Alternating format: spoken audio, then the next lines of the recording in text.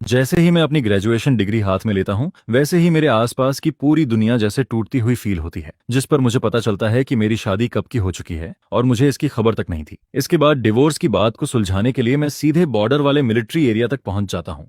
तभी वहां खड़े खड़े मैं थोड़ा कंफ्यूज्ड होता हूँ और तभी एक ठंडी लेकिन साफ आवाज सुनाई देती है, तुम किसे ढूंढ रहे हो? जिस पर मैं सामने देखता हूँ तो एक बेहद पावरफुल ऑनरा वाली वुमन अभी अभी गाड़ी से नीचे उतरती है, जिसे देखकर मैं जवाब देता हूँ, मैं सॉन्ग तन्ह हुआन को ढूंढ रहा हूँ। क्या आप लोग उसे जानते हैं? यह सुनते ही वहां खड़े सभी लोग शॉक्ड रह जाते हैं, क्योंकि सॉन्ग थान हुआन कोई आम इंसान नहीं बल्कि एक फेमस फीमेल कमांडर होती है और वो इस वक्त उसी लड़के के सामने खड़ी रहती है, जिस पर सॉन्ग थान हुआन की आंखों में हल्की सरप्राइज दिखाई देती है। अपनी फोटोग्राफिक मेमोरी की वजह से वो कॉन्फिडेंटली सोचती है कि इतने हैंडसम आदमी को अगर उसने कभी देखा होता तो वो कभी भूलती नहीं, लेकिन उसे उसकी कोई याद नहीं आती। फिर वो शांत आवाज में पूछती है, तुम सॉन्ग ताना हुआन को क्यों ढूंढ रहे हो? जिस पर मुझे बिल्कुल भी अंदाजा नहीं होता कि सामने खड़ी यही मेरी नाम की वाइफ है, और मैं सीधे बोल देता हूँ, मैं उसका हस्बैंड हूँ, उससे कुछ पर्सनल बात करनी है। यह सुनते ही आसपास के लोग तुरंत भड़क जाते हैं, अरे लड़के, उम्र तो तेरी कम लगती है लेकिन बातें बड़ी अजीब कर रहा है। सॉन्ग थान हुआन का कोई हस्बैंड नहीं है? आखिर तुम हो कौन? जिस पर सॉन्ग थान हुआन भी मुझे सस्पिशियस नजरों से देखने लगती है। वैसे भी मैं 4 घंटे तक डेजर्ट में पैदल चलकर यहाँ पहुंचा था, मैं पहले से ही इरिटेटेड था, ऊपर से इन लोगों का एटीट्यूड देखकर मेरा गुस्सा और बढ़ जाता है। फिर मैं चिढ़कर बोलता हूँ, कॉमरेड, आपको इतना कॉन्फिडेंस कैसे है कि सॉन्ग तन्हा हुआन का हस्बैंड नहीं है? बस उसे यहाँ बुलाइए और मेरे सामने बात क्लियर कर लीजिए। मुझे ऐसे मत देखिए जैसे मैं कोई फ्रॉड हूँ। यहाँ तक आने में मेरी हालत खराब हो गई है, सच में यहाँ आकर तो मैंने खुद ही मुसीबत मोल ले ली। जिस पर एक सैनिक तुरंत बोल पड़ता है, कॉमरेड, आपके सामने जो खड़ी हैं वही हमारी कमांडर हैं और वही सॉन्ग थान हुआन भी हैं। यह सुनते ही मैं पूरी तरह स्टैंड रह जाता हूँ, जिसे देखकर मेरे अंदर का सोशल एंजाइटी फिर से एक्टिवेट हो जाता है। वहीं दूसरी तरफ सभी लोग भी काफी शॉक्ड रहते हैं, क्योंकि सब जानते थे कि कमांडर पहले से शादीशुदा है। दरअसल जब सॉन्ग थान हुआन को प्रमोशन मिलने वाला था तब ऊपर से नोटिस आया था कि मैरिड लोगों को ज्यादा प्रायोरिटी दी जाएगी। उनका मानना था कि शादीशुदा औरतों में रिस्पॉन्सिबिलिटी और अटैचमेंट ज्यादा होती है। उसी दौरान मेरे परिवार वाले चाहते थे कि मेरी शादी मेरे दादाजी के लाइफ सेवर के पोते से हो जाए। हालांकि मैंने सुना था कि वो गांव का एक साधारण फार्मर है, लेकिन जब मैंने उसकी फोटो देखी तो वो काफी हैंडसम और डिसेंट दिखाई दिया। ऊपर से वो उस इंसान का पोता था जिसने मेरे दादाजी की जान बचाई थी, इसलिए मुझे भी ये रिश्ता बुरा नहीं लगा। लेकिन तभी मुझे मिशन पर जाना पड़ा और इसी तरह 2 साल निकल गए। मैं अपने रजिस्टर्ड हस्बैंड से कभी मिल ही नहीं पाई। इसके बाद जब सब कुछ स्टेबल हुआ तो मैंने सोचा कि शायद अब उससे कांटेक्ट करना चाहिए और पूछना चाहिए कि क्या वो मिलिट्री लाइफ के साथ एडजस्ट होना चाहेगा। लेकिन जैसे ही मैंने इंक्वायरी शुरू की, एक शॉकिंग खबर सामने आ गई। यूनत बाच नाम का आदमी अफेयर कर चुका था। यह बात सुनकर मुझे काफी धक्का लगा। ऊपर से मिलिट्री मैरिज को तोड़ क्राइम माना जाता है। शुरुआत में तो मैंने फैसला कर लिया था कि उसे सजा दिलवाऊंगी, लेकिन तभी खबर आती है कि वो आदमी अपनी लवर के साथ सुसाइड कर चुका है, जिस पर सॉन्ग फैमिली काफी सोच विचार के बाद मामला आगे नहीं बढ़ाती। हालांकि वो औरत बच जाती है और अभी तक जेल में बंद रहती है। यह पूरा मामला पूरे मिलिट्री एरिया में फैल चुका था, क्योंकि एक बार लीडरशिप ने सॉन्ग थान हुआन से उसके फैमिली लाइफ के बारे में पूछा था। उन्होंने कहा था कि वो चाहे तो अपने हस्बैंड को कुछ समय यहाँ बुला सकती है ताकि दोनों का रिलेशनशिप मजबूत हो सके, जिस पर मजबूर होकर सॉन्ग थान हुआन ने सच बता दिया। लेकिन दुर्भाग्य से वहां से गुजर रहे एक मिलिट्री फैमिली मेंबर ने सारी बातें सुन ली और वो इंसान काफी गॉसिप करने वाला निकला। इसके बाद पूरे कैंप में यह खबर फैल गई और अब अचानक एक हैंडसम लड़का सामने आकर खुद को कमांडर का हस्बैंड बता रहा था, जिस पर बाकी सैनिकों को यह सब काफी स्ट्रेंज लगने लगता है। फिर सॉन्ग थन हुआन अपनी सोच से बाहर आती है और सीधे बोलती है, मैं ही सॉन्ग थन हुआन हूँ और मेरा कोई हस्बैंड नहीं है, तुम आखिर हो कौन? जिस पर मुझे ऐसा फील होता है जैसे मुझे कोई क्रिमिनल समझा जा रहा हो। फिर मैं बोलता हूँ, क्या आपको फैमिली की तरफ से भेजी गई लेटर नहीं मिली? यह सुनकर सॉन्ग ताना हुआन थोड़ा सोचती है। सच में पिछले कुछ समय से उसे कोई लेटर नहीं मिला था। तभी एक सैनिक बोलता है, कमांडर, सॉन्ग फैमिली वाला स्टाफ बीमार है, वो अभी घर पर पड़ा है। यह जगह काफी रिमोट है, इसलिए रिप्लेसमेंट भी नहीं मिला। उसने कुछ दिनों की छुट्टी ली हुई है, शायद कुछ दिन बाद लेटर पहुंचे। इसके बाद वही सैनिक मेरी तरफ देखकर पूछता है, लेकिन तुम्हें यह सब कैसे पता? जिस पर मैं जवाब देता हूँ, कुछ दिन पहले मैं अपने घर की लेटर चेक करने गया था, साथ ही सोचा था कि शायद जल्दी छुट्टी मिल जाए। तभी मैंने उन्हें बीमार हालत में देखा। घर में उनकी देखभाल करने वाला भी कोई नहीं था, इसलिए मैंने उनके लिए कुछ दवाइयां खरीद दी। फिर सॉन्ग तान हुआन बोलती है, ठीक है, मुझे लेटर नहीं मिली, लेकिन ये तो एक्सप्लेन करो कि तुम खुद को मेरा हस्बैंड क्यों कह रहे हो? जिस पर मैं शांत होकर बोलता हूँ, मेरा नाम डू थान है, मैं डू विलेज ल्यू थान काउंटी से हूँ। असल में आपका हस्बैंड विलेज चीफ का बेटा होना चाहिए था, लेकिन उसकी मौत हो गई। तभी मैरिज सर्टिफिकेट निकालते वक्त पता चला कि उस सर्टिफिकेट पर रजिस्टर्ड नाम मेरा था। इसके बाद मैं पूरी बात समझाता हूँ। बाद में इन्वेस्टिगेशन में पता चला कि 2 साल पहले वो नहद बाच ने आपके साथ शादी रजिस्टर करवाई थी, लेकिन हाउस होल्ड रजिस्टर में उसने मेरी पेज भेज दी थी। उस समय काउंटी में नए हाउस होल्ड रजिस्ट्रेशन चल रहे थे, इसलिए पूरे गांव के लोग अपनी फैमिली रजिस्टर विलेज चीफ के घर छोड़ देते थे। वूनट बक आपसे शादी नहीं करना चाहता था, लेकिन फैमिली प्रेशर की वजह से उसने चुपके से मेरी रजिस्ट्रेशन पेज भेज दी। उस वक्त मैं कैपिटल सिटी में यूनिवर्सिटी में पढ़ाई कर रहा था। मुझे इस शादी के बारे में कुछ भी पता नहीं था और मेरे फैमिली वालों ने भी ठीक से डॉक्यूमेंट्स चेक नहीं किए। इसी कंफ्यूजन में हमारी शादी हो गई। फिर मैं सीधा बोलता हूँ, अगर ये एक्सीडेंट नहीं होता तो हमारा कोई कनेक्शन ही नहीं होता। आप एक रिस्पेक्टेड कमांडर हैं, जाहिर है आप अरेंज्ड मैरिज नहीं चाहेंगी और मैं भी बिल्कुल ऐसा ही सोचता हूँ, इसलिए मैं यहाँ डिवोर्स की बात करने आया हूँ। लेकिन दोनों फैमिलीज चाहती हैं कि हम रिलेशनशिप इंप्रूव करने की कोशिश करें। मेरा फैमिली भी डिवोर्स के खिलाफ है, इसलिए मैंने फिलहाल हाँ तो बोल दिया, लेकिन वो सिर्फ टाइम पास करने के लिए था। असल में मैं आपसे कोऑपरेशन की बात करने आया हूँ। मैं यहाँ 1 महीने रुकूंगा। आप मुझे इग्नोर कर सकती हैं जैसे मैं यहाँ हूँ ही नहीं। 1 महीने बाद हम दोनों घर पर कॉल करके कह देंगे कि हमारी पर्सनालिटीज मैच नहीं करती और हम साथ नहीं रह सकते। तब डिवोर्स आसानी से हो जाएगा। जिस पर सॉन्ग थान हुआन उसके कॉन्फिडेंट तरीके को देखकर थोड़ी सरप्राइज्ड होती है। सामने खड़ा यह आदमी काफी काम और क्लासी ऑरा रखता है। फिर मैरिज सर्टिफिकेट से जुड़ी सारी परेशानियां और उस चीटिंग करने वाले वो नहदबाज को याद करके सॉन्ग थान हुआन के दिल का बोझ थोड़ा हल्का हो जाता है। इसके बाद वो बोलती है, ठीक है फिलहाल तुम यहीं रुक जाओ, मैं वापस जाकर डिवोर्स रिपोर्ट लिख देती हूँ। जिस पर मैं हल्की स्माइल के साथ जवाब देता हूँ, धन्यवाद, इस महीने आपको परेशानी दूंगा, बस कहीं रहने की जगह मिल जाए तो काफी है। क्या मिलिट्री एरिया में डॉर्मेटरी या कोई खाली कमरा है? अगर नहीं तो मैं 1 महीना और मैनेज कर लूंगा। आपको मेरी चिंता करने की जरूरत नहीं है, मैं जल्दी ही चला जाऊंगा। सामने खड़ा यह आदमी सच में लोगों का ध्यान अपनी तरफ खींच लेता है। और सबसे शॉकिंग बात यह रहती है कि डू थान के हाथों में बिल्कुल भी मेहनत के निशान या छाले नहीं दिखाई देते। जिस पर सॉन्ग थान हुआन मन ही मन सोचती है कि भले ही डू थान किसी दूर दराज गांव से आया हो, लेकिन उसके फैमिली कंडीशंस जरूर अच्छे रहे होंगे। कम से कम उसे बचपन से काफी अच्छे से पाला गया था, नहीं तो उसके हाथ इतने साफ और मुलायम कभी नहीं होते। उनमें मेहनत के कोई निशान तक नहीं दिखाई देते। इसके बाद सॉन्ग थान हुआन बोलती है, चलो अब मैं तुम्हें मिलिट्री एरिया लेकर चलती हूँ और रहने की जगह अरेंज कर देती हूँ। जिस पर मुझे अचानक याद आता है और मैं बोलता हूँ, वैसे बस से उतरने के बाद मेरा सूटकेस रास्ते में कहीं खो गया। अगर आपको समय मिले तो उसे ढूंढने में मदद कर दीजिएगा। सच कहें तो इतनी दूर सिर्फ एक बैकपैक लेकर आना काफी अजीब लगता, तो असल में मेरा लग्जरी रास्ते में ही छूट गया था। यह सुनते ही सॉन्ग तान हुआन तुरंत तालुआंग से कहती है, तुम पेट्रोल रूट वाले रास्ते पर गाड़ी लेकर जाओ, जहाँ डेजर्ट के अंदर बस रुकती है वहां तक चेक करो, अगर कोई सूटकेस मिले तो उसे वापस ले आना। जिस पर तालुआंग कमांडर की मिलिट्री जीप लेकर सीधे डेजर्ट की तरफ निकल जाता है। वहीं सॉन्ग दान हुआन मुझे साथ लेकर मिलिट्री एरिया की तरफ जाने लगती है। दरअसल तान होई मिलिट्री जोन एक बॉर्डर डेजर्ट एरिया होता है। वहां पहुंचने के लिए अभी भी लंबा रास्ता तय करना पड़ता है और पिछले कुछ दिनों से मैं लगातार ट्रैवल करते करते पूरी तरह थक चुका था। जिस पर जैसे ही मैं पैसेंजर सीट पर बैठता हूँ, मेरा पूरा शरीर रिलैक्स होने लगता है। फिर सॉन्ग तान हुआन बोलती है, शायद तुम बस से गलत जगह उतर गए थे, क्योंकि उस जगह से यहाँ आने के लिए पूरा डेजर्ट क्रॉस करना पड़ता है, तभी बॉर्डर चेक पॉइंट मिलता है। लेकिन कुछ मिनट गुजरने के बाद भी उसे मेरी तरफ से कोई जवाब नहीं मिलता। जिस पर वो पलट कर देखती है और पाती है कि मैं सिर एक तरफ झुकाकर गहरी नींद में सो चुका हूँ। यह देखकर सॉन्ग तान हुआन कुछ नहीं बोलती, लेकिन अनजाने में गाड़ी की स्पीड धीमी कर देती है। इसके बाद जीप डेजर्ट रोड पर आगे बढ़ती रहती है। वहीं दूसरी तरफ तालुआंग को मेरा लग्जेज भी मिल जाता है। जैसे ही वो मिलिट्री एरिया लौटता है, वैसे ही आज देखी सुनी सारी बातें अपने साथी सैनिकों को बताने लगता है और फिर यह खबर आग की तरह फैल जाती है। कुछ ही देर में पूरे कैंप को पता चल जाता है कि कमांडर का हस्बैंड यहाँ डिवोर्स लेने आया है। ये गॉसिप तो पुराने चीटिंग वाले मामले से भी ज्यादा वायरल हो जाती है। शाम के 6 बजते ही दिन का 30 डिग्री टेम्परेचर अचानक 10 डिग्री तक गिर जाता है, जबकि अभी समर सीजन चल रहा था। यहाँ का मौसम सच में बेहद हार्श और अनप्रेडिक्टेबल था। लोगों को लगातार कपड़े बदलने पड़ते थे, जिस पर आमतौर पर फैमिली मेंबर्स जो यहाँ रहने आते वो ज्यादा दिन तक सरवाइव नहीं कर पाते। इसके बाद सॉन्ग तान हुआन मिलिट्री एरिया पहुंचकर गाड़ी रोकती है, लेकिन मैं अभी भी नहीं जागता। जिस पर वो मुझे देखते हुए मन में सोचती है, ये यहाँ पूरा 1 महीना रहेगा, पता नहीं यहाँ की कंडीशंस झेल पाएगा भी या नहीं। तभी एक सैनिक लड़की दौड़ते हुए आती है और बोलती है, कमांडर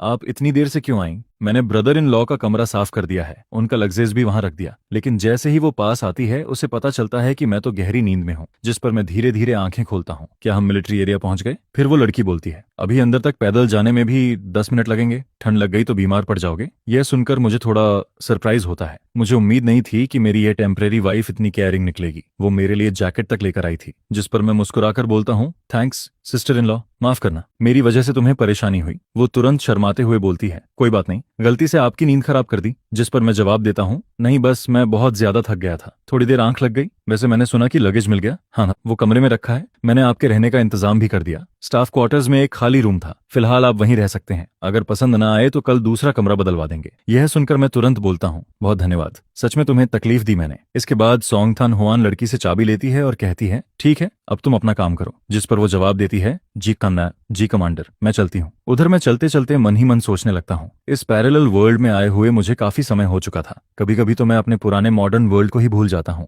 असल में अपने पुराने जीवन में मैं बचपन से फैमिली का लाडला था। पढ़ाई की मेहनत छोड़ दें तो मैंने जिंदगी में कभी ज्यादा तकलीफ नहीं झेली थी। मैंने मेहनत करके कैपिटल सिटी की यूनिवर्सिटी में एडमिशन लिया, यहाँ तक कि फैमिली का बर्डन कम करने के लिए पार्ट टाइम काम भी किया। मेरा एक क्लासमेट किसी रिच फैमिली का यंग मास्टर था।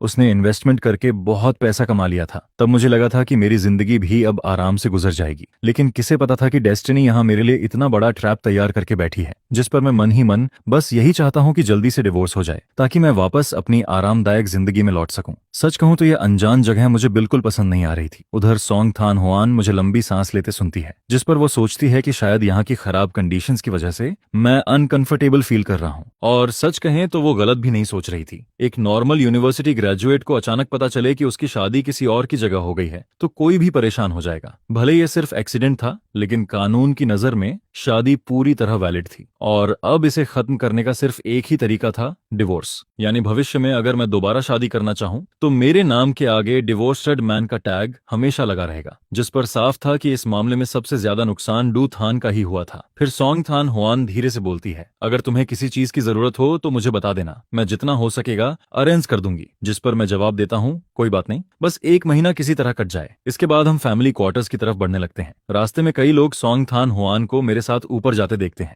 जिस पर हर कोई अपने कमरे से सिर निकालकर हमें देखने लगता है। सभी धीरे धीरे गॉसिप करने लगते हैं। मैं तीसरी मंजिल तक चढ़ता हूँ और रास्ते में कई बच्चे भी मुझे क्यूरियोसिटी से घूरते रहते हैं। आसपास अलग अलग खाने की खुशबू फैली रहती है, लेकिन सच कहूं तो मुझे ऐसे अपार्टमेंट स्टाइल बिल्डिंग्स बिल्कुल पसंद नहीं थे। यह जगह किसी कलेक्टिव डॉर्मेटरी जैसी लगती थी। मुझे तो हमेशा प्राइवेट कोर्टयार्ड वाले घर पसंद थे, जहां बाथरूम और टॉयलेट भी अलग हों। इसके बाद सोंग थान हुआन दरवाजा खोलते हुए बोलती है, कमरा साफ कर दिया गया है। फिर वो आगे कहती है, यहाँ का क्लाइमेट अलग है, रात में टेम्परेचर काफी गिर जाता है। तभी एक मिडिल एज्ड वुमन क्यूरियस होकर पास आती है। असल में अब तक पूरे कैंप को पता चल चुका था कि मैं यहाँ डिवोर्स के लिए आया हूँ, इसलिए यह खबर बाहर फैलना तय था। लेकिन अब सबसे ऑकवर्ड बात यह थी कि सोंग थान हुआन आखिर मेरा इंट्रोडक्शन कैसे दे, क्योंकि हमारे बीच का रिलेशनशिप खुद बेहद अजीब स्थिति में था। तभी वो वुमन पूछती है, थान हुआन जरा रुको तो, ये कौन है? जिस पर सोंग थान हुआन कुछ बोलने ही वाली होती है कि मैं सीधे जवाब दे देता हूँ, मैं सोंग थान हुआन का लीगल हस्बैंड हूँ। यह सुनते ही वहां मौजूद लोग फिर से शॉक्ड रह जाते हैं। इसके बाद मैं कमरे के अंदर चला जाता हूँ और सोंग थान हुआन भी मेरे पीछे अंदर आती है। कमरे के अंदर बेड पर मोटा मैट्रेस और ब्लैंकेट पहले से रखा होता है। सब कुछ मिलिट्री ग्रीन कलर में परफेक्टली अरेंज्ड रहता है, जिस पर मुझे तुरंत समझ आ जाता है कि तलवांग शायद यूनिट डॉर्मेटरी से मेरे लिए ब्लैंकेट लाया था। तभी सोंग थान हुआन बोलती है, वो ब्लैंकेट मेरा है, तलवांग उसे मेरी कपबोर्ड से निकाल कर लाया था, लेकिन चिंता मत करो, वो साफ है। जिस पर मैं हल्का मुस्कुराकर जवाब देता हूँ, ठीक है, धन्यवाद, जाते वक्त मैं इसे धोकर वापस कर दूंगा। फिर वो समझाते हुए कहती है, हर फ्लोर पर पब्लिक वाटर टैप है, बाथरूम नीचे फर्स्ट फ्लोर पर है और अभी इस समय कैफेटेरिया में खाना भी मिल जाएगा। चाहो तो मैं तुम्हें वहां ले चलूं या खाना लाकर दे दूं।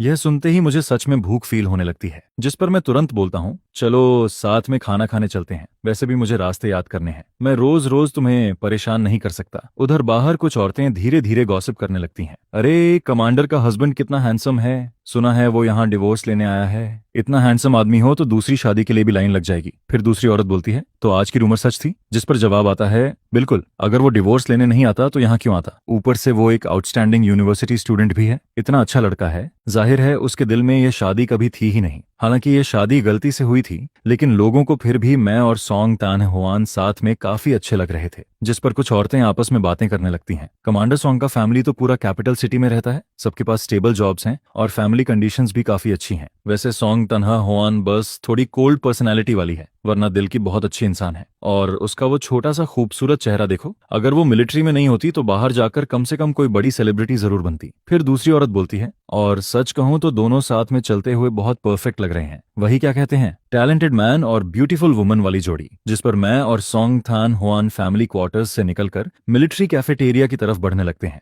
रास्ते में ज्यादातर लोग सोल्जर्स ही दिखाई देते हैं। मैं लगातार मिलिट्री यूनिफॉर्म पहने लोगों को आते जाते देखता रहता हूँ, लेकिन सबसे ऑकवर्ड बात यही थी कि सोंग थान हुआन यहाँ की कमांडर थी, जिस पर रास्ते में मिलने वाला हर सैनिक रुककर सैल्यूट करता और उससे बात करता। वहीं काफी लोग मुझे भी क्यूरियोसिटी से देखने लगते हैं। इसके बाद हम कैफेटेरिया पहुंचते हैं। वहां काफी सारे लोग लाइन में खड़े होकर खाना ले रहे होते हैं। मैं नजर घुमाकर खाने को देखता हूं तो वहां स्टीम्ड कॉर्न ब्रेड रखा होता है। साथ में सिर्फ पोटैटो और कैबेज की सब्जी रहती है और 2 बाउल एक सूप के भी रखे होते हैं। जिस पर सोंग थान होआन मेरी तरफ देखकर बोलती है, आते तासार, आज के लिए तुम यही खा लो, अगर तुम्हें कुछ और खाना हो तो बता देना, मैं मौका मिलते ही काउंटी जाकर तुम्हारे लिए ले आऊंगी। दरअसल सोंग तान होआन बचपन से कैपिटल सिटी में पली बढ़ी थी। उसके फैमिली कंडीशंस आम लोगों से कहीं बेहतर थे। उसने बचपन से काफी अच्छे अच्छे खाने खाए थे, लेकिन बॉर्डर मिलिट्री एरिया में आने के बाद उसे भी यहाँ की जिंदगी कितनी मुश्किल है ये समझ आ गया था। हालांकि बचपन से मिलिट्री एनवायरनमेंट में रहने की वजह से वो इन हालातों की आदी भी थी। उधर मैं अपने सामने रखे एल्यूमिनियम लंच बॉक्स को देखता हूँ और फिर आसपास नजर घुमाता हूँ। वहाँ कई सैनिक बड़े मजे से खाना खा रहे होते हैं और ये बात समझ में भी आती है। आखिर पूरा दिन ट्रेनिंग और मिशंस करने के बाद किसी को भी खाना स्वादिष्ट लगेगा। फिर मैं धीरे से बोलता हूँ, मैं साउथ साइड का हूँ। बचपन से हमारा मेन फूड राइस रहा है। जब फैमिली गरीब थी तब हम ज्यादातर प्लेन राइस पॉरेज खाते थे, साथ में हरी सब्जियां, पिकल या स्टीम्ड एग्स चलते थे। इसलिए यहाँ का खाना ऑनेस्टली मेरे टेस्ट के हिसाब से नहीं है। शायद आज ज्यादा ट्रैवल करने की वजह से भी अब भूख कम हो गई है। जिस पर सोंग तान होआन तुरंत बोलती है, फिर भी थोड़ा खा लो, अगर नहीं खा पाए तो मैं इसे पैक करवा देती हूँ, बाद में रात में खा लेना। यह सुनकर मैं पहले उसके खाने का हिस्सा अलग कर देता हूँ और बोलता हूँ, पहले तुम अपना हिस्सा ले लो, कहीं ऐसा ना हो कि मैं तुम्हारा खाना खराब कर दूं, मेरे लिए इतना काफी है। जिस पर सोंग थान होआन हल्का सा सिर हिलाती है। इसके बाद वो अपना लंच बॉक्स लेकर कैफेटेरिया के बाहर लगे पानी के नल की तरफ चली जाती है और मुझे कुछ भी करने नहीं देती। तभी पीछे से एक औरत आवाज लगाती है, लिटिल सॉन्ग, लिटिल सॉन्ग। उसके साथ एक और मिडिल एज्ड वुमन भी होती है। फिर वो मुस्कुराते हुए पूछती है, सुना है तुम्हारे घर से कोई आया है, क्या यही तुम्हारे हस्बैंड है? जिस पर सोंग थान होआन थोड़ा ऑकवर्ड होकर बोलती है, मामला थोड़ा कॉम्प्लिकेटेड है, बाद में एक्सप्लेन करूंगी। यह सुनते ही वो औरत मुझे ऊपर से नीचे तक देखकर बोलती है, अरे वाह, ये लड़का तो बहुत हैंडसम है। बेटा, तुम कहाँ के रहने वाले हो? जिस पर मैं पोलाइटली जवाब देता हूँ, हेलो सिस्टर, मेरा नाम दुथान है, मैं साउथ साइड से हूँ। यह सुनते ही वो एक्साइटेड होकर बोलती है, साउथ साइड से हो? तभी लोग कहते हैं कि साउथ साइड की मिट्टी अच्छे लोगों को जन्म देती है। यह बात सच निकली। फिर वो हंसते हुए कहती है, घबराना मत, हमारे फैमिली क्वार्टर्स में तुम्हारी उम्र के लड़के बहुत कम हैं। तुम दोनों जब फ्री हो तो हमारे घर खेलने आ जाना। इसके बाद वो सोंगथन हुआन से कहती है, तुम पहले अपने हस्बैंड को लेकर जाओ, मुझे तुमसे बाद में कुछ बात करनी है। जिस पर मेरे पास मना करने का कोई तरीका नहीं बचता और मैं मजबूरी में फीमेल कमांडर के हस्बैंड की तरह उसके साथ आगे बढ़ने लगता हूँ। उधर वो वुमन धीरे से सोंग तान होआन से कहती है, आज गार्ड स्टेशन से लौटे लड़कों से मैंने तुम्हारे बारे में सब सुन लिया, अब तुम क्या करने वाली हो? मैंने तुम्हें बचपन से बड़ा होते देखा है। 2 साल पहले जब तुमने मैरिज रिपोर्ट सबमिट की थी तब लगा था कि अब तुम्हारी जिंदगी सेटल हो जाएगी, लेकिन पलटते ही इतनी बड़ी प्रॉब्लम हो गई। और आज पता नहीं किसने खबर फैलाई कि पूरा मिलिट्री एरिया जान गया। सब लोग यही बात कर रहे हैं कि डेजर्ट के बीच एक आदमी आया और तुमसे डिवोर्स मांग रहा है। जिस पर सोंग तान होआन तुरंत बोलती है, यह जरूर ता लुआंग की हरकत होगी। लेकिन वो वुमन सिर हिलाकर जवाब देती है, असल में वो न भी बताता तो कोई और बता देता, ये बात यहाँ फैलनी ही थी। फिर वो थोड़ी सीरियस होकर पूछती है, कुछ बोलोगी भी? इतनी चुप क्यों हो? क्या तुम सच में डिवोर्स लेने वाली हो? पहले ही वो न्यटबाज के चीटिंग स्कैंडल ने तुम्हारे करियर को अफेक्ट किया था, अगर अब डिवोर्स भी हो गया तो क्या तुम अभी भी वापस कैपिटल सिटी ट्रांसफर होना चाहोगी? जिस पर सोंगथन हुआन शांत आवाज में जवाब देती है, मैं कल ही डिवोर्स रिपोर्ट सबमिट कर दूंगी। यह सुनकर वो वुमन शॉक्ड रह जाती है, अरे तुम दोनों कोशिश तो कर सकते हो। गार्ड स्टेशन वाले लड़कों ने बताया कि दोनों फैमिलीज चाहती हैं कि तुम दोनों रिलेशनशिप इंप्रूव करो। जिस पर सोंग थान हुआन धीरे से बोलती है, वो एक यूनिवर्सिटी स्टूडेंट है, अचानक उसे पता चलता है कि वो शादीशुदा आदमी बन गया है, ऐसे में उसका डिवोर्स चाहना बिल्कुल नॉर्मल है। उसने साफ कहा है कि वो सिर्फ 1 महीने यहाँ रहेगा। यह सुनकर वो वुमन थोड़ा फ्रस्ट्रेटेड होकर बोलती है, तुम भी ना बाकी चीजों में इतनी स्मार्ट रहती हो, लेकिन रिलेशनशिप मैटर्स में बिल्कुल लकड़ी जैसी हो। अब तुम उससे मिल चुकी हो, तुम्हें क्या लगता है? अगर पसंद है तो खुद पहल करो। मुझे तो वो लड़का काफी अच्छा लगा, एजुकेटेड भी है, बाद में हम उसके लिए कोई अच्छी जॉब भी अरेंज करवा सकते हैं। जिस पर सोंग थान हुआन कुछ पल चुप रहती है, फिर धीरे से बोलती है, असल में मैंने शादी सिर्फ इसलिए की थी क्योंकि मेरी उम्र हो रही थी और उसी समय प्रमोशन का मौका भी था। फैमिली ने दादाजी के पुराने साथी के पोते का रिश्ता बताया, मैंने ज्यादा सोच विचार नहीं किया और फैमिली की बात मान ली। लेकिन वो नहदबाज से मिलने से पहले ही मुझे चीट कर दिया गया। मेरा ज्यादातर समय मिशंस और ट्रेनिंग में गुजरता है। उसके अफेयर के बाद मैंने कभी किसी और के बारे में सोचा ही नहीं और अब अचानक मैरिज सर्टिफिकेट में रजिस्टर्ड हस्बैंड के रूप में दुथन सामने आ गया। लेकिन वो सच में काफी ऑनेस्ट इंसान लगता है। उसने साफ कह दिया कि वो अरेंज्ड मैरिज एक्सेप्ट नहीं करेगा और डिवोर्स चाहता है, इसलिए पहले मैं डिवोर्स रिपोर्ट सबमिट कर देती हूँ। अप्रूवल आने तक अभी काफी समय है। उधर मुझे बिल्कुल नहीं पता होता कि ब्रिगेड कमांडर की वाइफ सोंग थान हुआन से क्या बातें कर रही है, क्योंकि उसी समय मुझे ब्रिगेड कमांडर के घर ले जाया जाता है, जिस पर आसपास के सिंगल स्टोरी क्वार्टर्स में रहने वाले फैमिली मेंबर्स भी क्यूरियोसिटी में वहां आने लगते हैं। हर कोई बस मुझे देखने आता रहता है। पूरा माहौल ऐसा लग रहा था जैसे न्यू ईयर पर रिश्तेदार किसी नए दामाद को देखने आए हों। हर कोई मुझसे सवाल पर सवाल पूछ रहा था, बिल्कुल हाउस होल्ड इन्वेस्टिगेशन जैसा माहौल बन गया था। तभी कोई पूछता है, सुना है तुम साउथ साइड से आए हो, जरूर गलत बस से उतर गए होंगे। अच्छा हुआ रास्ते में कुछ हुआ नहीं। उस डेजर्ट जैसे इलाके में अगर खतरा हो जाता तो क्या करते? यह सुनकर मुझे अचानक रियलाइजेशन होता है, ओ तो मैं सच में गलत जगह उतर गया था। मैं जल्दी में था इसलिए ठीक से पूछ नहीं पाया। लगता है वो बूढ़ा बुल्लक काट वाला आदमी मुझे बेवकूफ नहीं बना रहा था, मैं ही उसे गलत समझ रहा था। फिर मैं मन ही मन सोचता हूँ कि गलती असल में मेरी ही थी, लेकिन तभी मैं क्यूरियस होकर पूछता हूँ, वैसे आप लोगों को कैसे पता चला कि मैं नया आया हूँ? जिस पर सब हंसने लगते हैं। अरे हमारी यह जगह बहुत छोटी है, यहाँ जरा सी हलचल भी हो तो तुरंत हर जगह खबर फैल जाती है। यह सुनकर मैं अंदर ही अंदर सोचता हूँ कि यहाँ रूमर्स इंटरनेट से भी तेज चलते हैं। फिर कोई और पूछता है, सुना है तुम कैपिटल सिटी यूनिवर्सिटी के स्टूडेंट हो, कौन सा सब्जेक्ट पढ़ते थे? जिस पर मैं जवाब देता हूँ, मेडिकल फील्ड। यह सुनते ही सब लोग इंप्रेस्ड हो जाते हैं। अरे वाह, डॉक्टर वाला फील्ड तो बहुत अच्छा है, कहीं भी जाओ काम की कमी नहीं होती। ऊपर से तुम यूनिवर्सिटी ग्रेजुएट भी हो और सोंग तान हुआन खुद कमांडर है। मिलिट्री फैमिली मेंबर होने की वजह से तुम्हारे लिए ऊपर वाले लोग अच्छी नौकरी भी अरेंज कर सकते हैं। आखिर तुम सच में टैलेंटेड इंसान हो। जिस पर कुछ लोग बातें करते हुए बोलते हैं, हालांकि यह शादी गलती से हुई थी, लेकिन दोनों सच में साथ में काफी अच्छे लगते हैं। कमांडर सॉन्ग का पूरा फैमिली कैपिटल सिटी में रहता है, सबकी स्टेबल जॉब्स हैं और फैमिली बैकग्राउंड भी बहुत अच्छा है। वैसे सोंग थान हुआन बस थोड़ी कोल्ड नेचर की है, लेकिन दिल से बहुत अच्छी इंसान है। उसका वो छोटा सा खूबसूरत चेहरा देखो, अगर वो मिलिट्री में नहीं होती तो बाहर जाकर बड़ी सुपरस्टार बन सकती थी। फिर दूसरी औरत बोलती है, और सच कहूं तो दोनों एक साथ चलते हुए बिल्कुल परफेक्ट कपल लगते हैं। वही क्या कहते हैं, मेड फॉर ईच अदर। जिस पर मैं और सोंग थान हुआन मिलिट्री फैमिली एरिया से निकलकर कैफेटेरिया की तरफ बढ़ते रहते हैं। रास्ते में ज्यादातर सोल्जर्स ही दिखाई देते हैं, और क्योंकि सोंग थान हुआन कमांडर थी इस सिरे से, इसलिए हर मिलने वाला सैनिक रुककर सैल्यूट करता और उससे बात करता। उधर मैं भी काफी लोगों की नजरों का सेंटर बना हुआ था, लेकिन तभी कुछ लोग मेरी पढ़ाई के बारे में सुनकर और एक्साइटेड हो जाते हैं। सही कहा, मेडिकल फील्ड बहुत अच्छा होता है, बाद में दोनों हस्बैंड वाइफ की जिंदगी जरूर अच्छी हो जाएगी। यह सुनते ही मैं तुरंत बोल पड़ता हूँ, मैं यहाँ डिवोर्स लेने आया हूँ, सच में डिवोर्स। फिर मैं मन ही मन सोचता हूँ, क्या मैं इतनी दूर सिर्फ मजाक करने आया हूँ? जिस पर एक आंटी हंसते हुए बोलती है, अरे नौजवान, तुम सच में डिवोर्स लेना चाहते हो? मैं तुरंत जवाब देता हूँ, अगर श्योर नहीं होता तो यहाँ तक क्यों आता। हालांकि ये टेम्परेरी वाइफ सच में बहुत खूबसूरत थी और लोगों का ख्याल रखना भी जानती थी, लेकिन इसका मतलब ये नहीं था कि मैं यहाँ रुक जाऊं। फिर एक औरत मुस्कुराते हुए बोलती है, अरे बेटा, तुम अभी बहुत छोटे हो, क्या पता यह सब ऊपर वाले की बनाई हुई डेस्टिनी हो। तुम दोनों साथ रहकर तो देखो, इसमें नुकसान ही क्या है। इसके बाद वो पूछती है, वैसे तुम यहाँ कितने दिन रुकने वाले हो? जिस पर मैं जवाब देता हूँ, 1 महीना काफी है, और आप लोग बढ़ा चढ़ाकर नहीं बोल रही। कमांडर सॉन्ग की कंडीशन सच में बहुत अच्छी हैं। इतनी बड़ी दुनिया में भी शायद इतनी अच्छी लड़की मिलना मुश्किल होगा, ऊपर से इतनी कम उम्र में कमांडर बनना कोई आसान बात नहीं। ये सब उसने अपनी मेहनत और दिमाग से हासिल किया है। फिर वो लोग पुरानी कहावत सुनाने लगते हैं, कहते हैं जिन लोगों का कनेक्शन ऊपर वाला बनाता है वो हजारों मील दूर होकर भी मिल जाते हैं। क्या पता तुम दोनों की किस्मत भी ऐसी ही हो। लेकिन परेशानी यह थी कि बड़ी उम्र वाले लोग हमेशा ऐसी बातें करना पसंद करते थे, जिस पर मैं बस ऑकवर्ड स्माइल देता रहता हूँ। मुझे समझ ही नहीं आता कि जवाब क्या दूं। तभी अचानक कोई बोलता है, कमांडर सॉन्ग आ गई। यह सुनते ही मुझे ऐसा फील होता है जैसे किसी ने मेरी जान बचा ली हो। सच में मैंने अपनी इस टेम्परेरी वाइफ का इंतजार पहले कभी इतना नहीं किया था, क्योंकि मैं इन आंटिस से सच में डरने लगा था। इसके बाद सोंग थान हुआन हमारे पास आकर बोलती है, हेलो आंटिस, मैं इन्हें वापस ले जाने आई हूँ, रात हो रही है, अगर देर हुई तो नीचे बाथरूम में हॉट वाटर खत्म हो जाएगा। जिस पर मैं भी तुरंत बोल देता हूँ, काफी देर हो गई है, अब मैं चलता हूँ, आप लोग भी जल्दी आराम कर लीजिए। लेकिन तभी एक आंटी मुस्कुराकर बोलती है, कल मेरे घर खाने पर आना, मैं बहुत अच्छा खाना बनाती हूँ। यह सुनकर मैं थोड़ा शर्माते हुए बोलता हूँ, अरे मैं आपको तकलीफ कैसे दे सकता हूँ। जिस पर वो तुरंत जवाब देती है, इसमें तकलीफ कैसी, मुझे तुम सच में बहुत पसंद आए हो। मेरे दोनों बच्चे बाहर काम करते हैं, घर हमेशा खाली रहता है, मुझे यंग लोगों से बातें करना अच्छा लगता है, तुम्हें कल जरूर आना पड़ेगा। जिस पर मैं मुस्कुराकर जवाब देता हूँ, अगर आपने इतना इंसाइट किया है तो कल जरूर आऊंगा, बस फिर मुझे देखकर हंसिएगा मत। यह सुनते ही वो खुश होकर बोलती है, बस ऐसे ही ठीक है। इसके बाद हम लोग फैमिली क्वार्टर्स से निकलकर डॉर्मेट्री बिल्डिंग की तरफ बढ़ते हैं।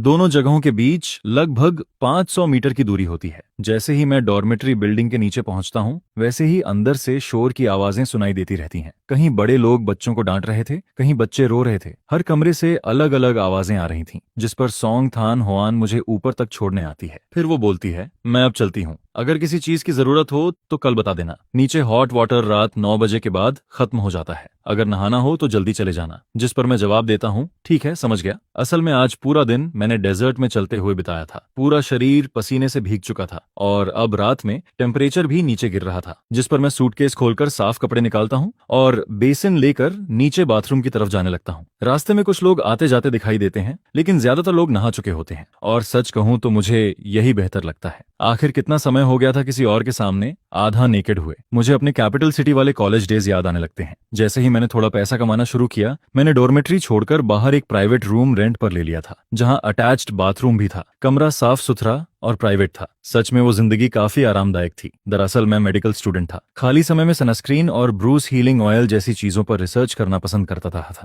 मैं खुद हैंडसम भी था और काफी स्किल्ड भी। कैपिटल सिटी में कई लोग मेरी स्किन की तारीफ करते थे, जिस पर मैं उन्हें सनस्क्रीन की इंपॉर्टेंस समझाने लगता था, और जिन लोगों को चोट लगती वो मेरा मेडिसिनल ऑयल इस्तेमाल करते थे। बाद में वो लोग दूसरों को बताते कि मेरा ऑयल बहुत असरदार है, जिस पर धीरे धीरे मेरी रेप्यूटेशन फैलने लगी। काफी लोग मुझसे सनस्क्रीन और मेडिसिनल ऑयल खरीदने आने लगे और मैंने काफी पैसा भी कमाया। इन्हीं ख्यालों में खोया हुआ मैं बाथरूम की तरफ बढ़ता रहता हूँ। तभी कुछ सोल्जर्स अंदर से बाहर आते दिखाई देते हैं। वो मुझे देखकर फ्रेंडली तरीके से बोलते हैं, अरे नौजवान, जल्दी जाओ, नहीं तो थोड़ी देर में हॉट वाटर खत्म हो जाएगा, फिर ठंड लगकर बीमार पड़ जाओगे। जिस पर मैं पोलाइटली जवाब देता हूँ, ठीक है, थैंक यू ब्रदर्स। तभी उनमें से एक धीरे से बोलता है, कमांडर सॉन्ग का नया टारगेट सच में बहुत हैंडसम है। यह सुनकर मैं थोड़ा तेज चलने लगता हूँ और मन ही मन सोचता हूँ कि बेहतर होगा कल से खुद ही थोड़ा हॉट वाटर लेकर कमरे में नहा लिया करूं। हालांकि यह थोड़ा ट्रबलसम था, क्योंकि यहाँ शायद बकेट या एक्स्ट्रा हॉट वाटर का इंतजाम भी नहीं था। जिस पर मैं सोचता हूँ कि कल अपनी इस टेम्परेरी वाइफ से इस बारे में बात करनी पड़ेगी। इसके बाद मैं पब्लिक बाथरूम के अंदर पहुंचता हूँ। शायद देर होने की वजह से वहां अब कोई नहीं बचा था। यह देखकर मैं राहत की सांस लेता हूँ। फिर जल्दी जल्दी नहाकर वापस कमरे में लौट आता हूँ और बिस्तर पर लेटते ही कब मुझे नींद आ जाती है इसका मुझे खुद पता नहीं चलता। लेकिन अगली सुबह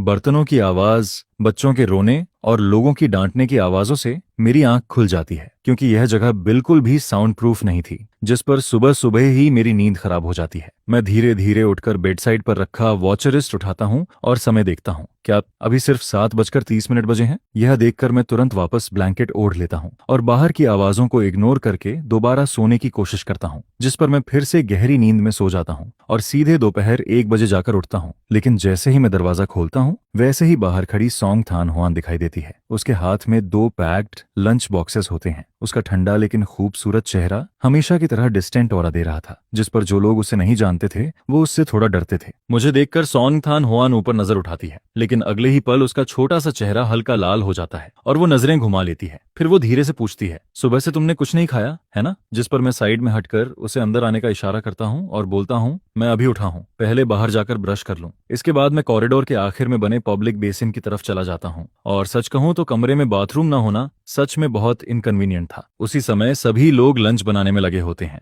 तभी अचानक एक आदमी पैजामाज पहने और टूथ ब्रश लेकर कॉरिडोर में निकलता है, जिस पर नेचुरली सबकी नजरें मेरी तरफ चली जाती हैं। जैसे ही मैं वॉश बेसिन के पास रुकता हूँ, वैसे ही कुछ औरतें धीरे धीरे गॉसिप करने लगती हैं। देखा, कैपिटल सिटी से आए लोग अलग ही होते हैं। उसके पैजामेज देखकर ही पता चल रहा है कि वो महंगे हैं। कपड़ा भी बहुत स्मूथ लग रहा है और उसकी स्लीपर्स भी कितनी अच्छी क्वालिटी की हैं, हमारे जैसी बिल्कुल नहीं। कितना साफ सुथरा लड़का है। लेकिन तभी दूसरी औरत ताना मारते हुए बोलती है, मेरे हिसाब से इसका कमांडर सॉन्ग से डिवोर्स हो जाना ही बेहतर है। लड़का देखने में हैंडसम जरूर है, लेकिन बहुत लेजी लगता है। दोपहर तक सोता रहा, ऊपर से कमांडर को खुद उसके लिए खाना लाना पड़ा। फिर एक औरत बोलती है, हाँ हैंडसम तो है, लेकिन दोपहर तक सोना और लोगों से खाना खिलवाना बिल्कुल किसी कैपिटलिस्ट यंग मास्टर जैसा एटीट्यूड है। ऐसा आदमी कमांडर सॉन्ग के लायक कैसे हो सकता है? लेकिन तभी दूसरी औरत तुरंत बोल पड़ती है, कैसा कैपिटलिस्ट यंग मास्टर? वो तो असली गांव का लड़का है, उसका बैकग्राउंड बिल्कुल क्लीन है। जिस पर पहली औरत शॉक्ड होकर पूछती है, तुम्हें कैसे पता? और जवाब आता है, सप्तरीता, कल जो लोग ली होंग मे के घर गॉसिप देखने गए थे उन्होंने बताया। जिस पर वो औरतें आगे बातें करने लगती हैं, सुना है उसका फैमिली गरीब जरूर है, लेकिन 3 पीढ़ियों तक सिर्फ लड़कियां ही पैदा हुई थीं।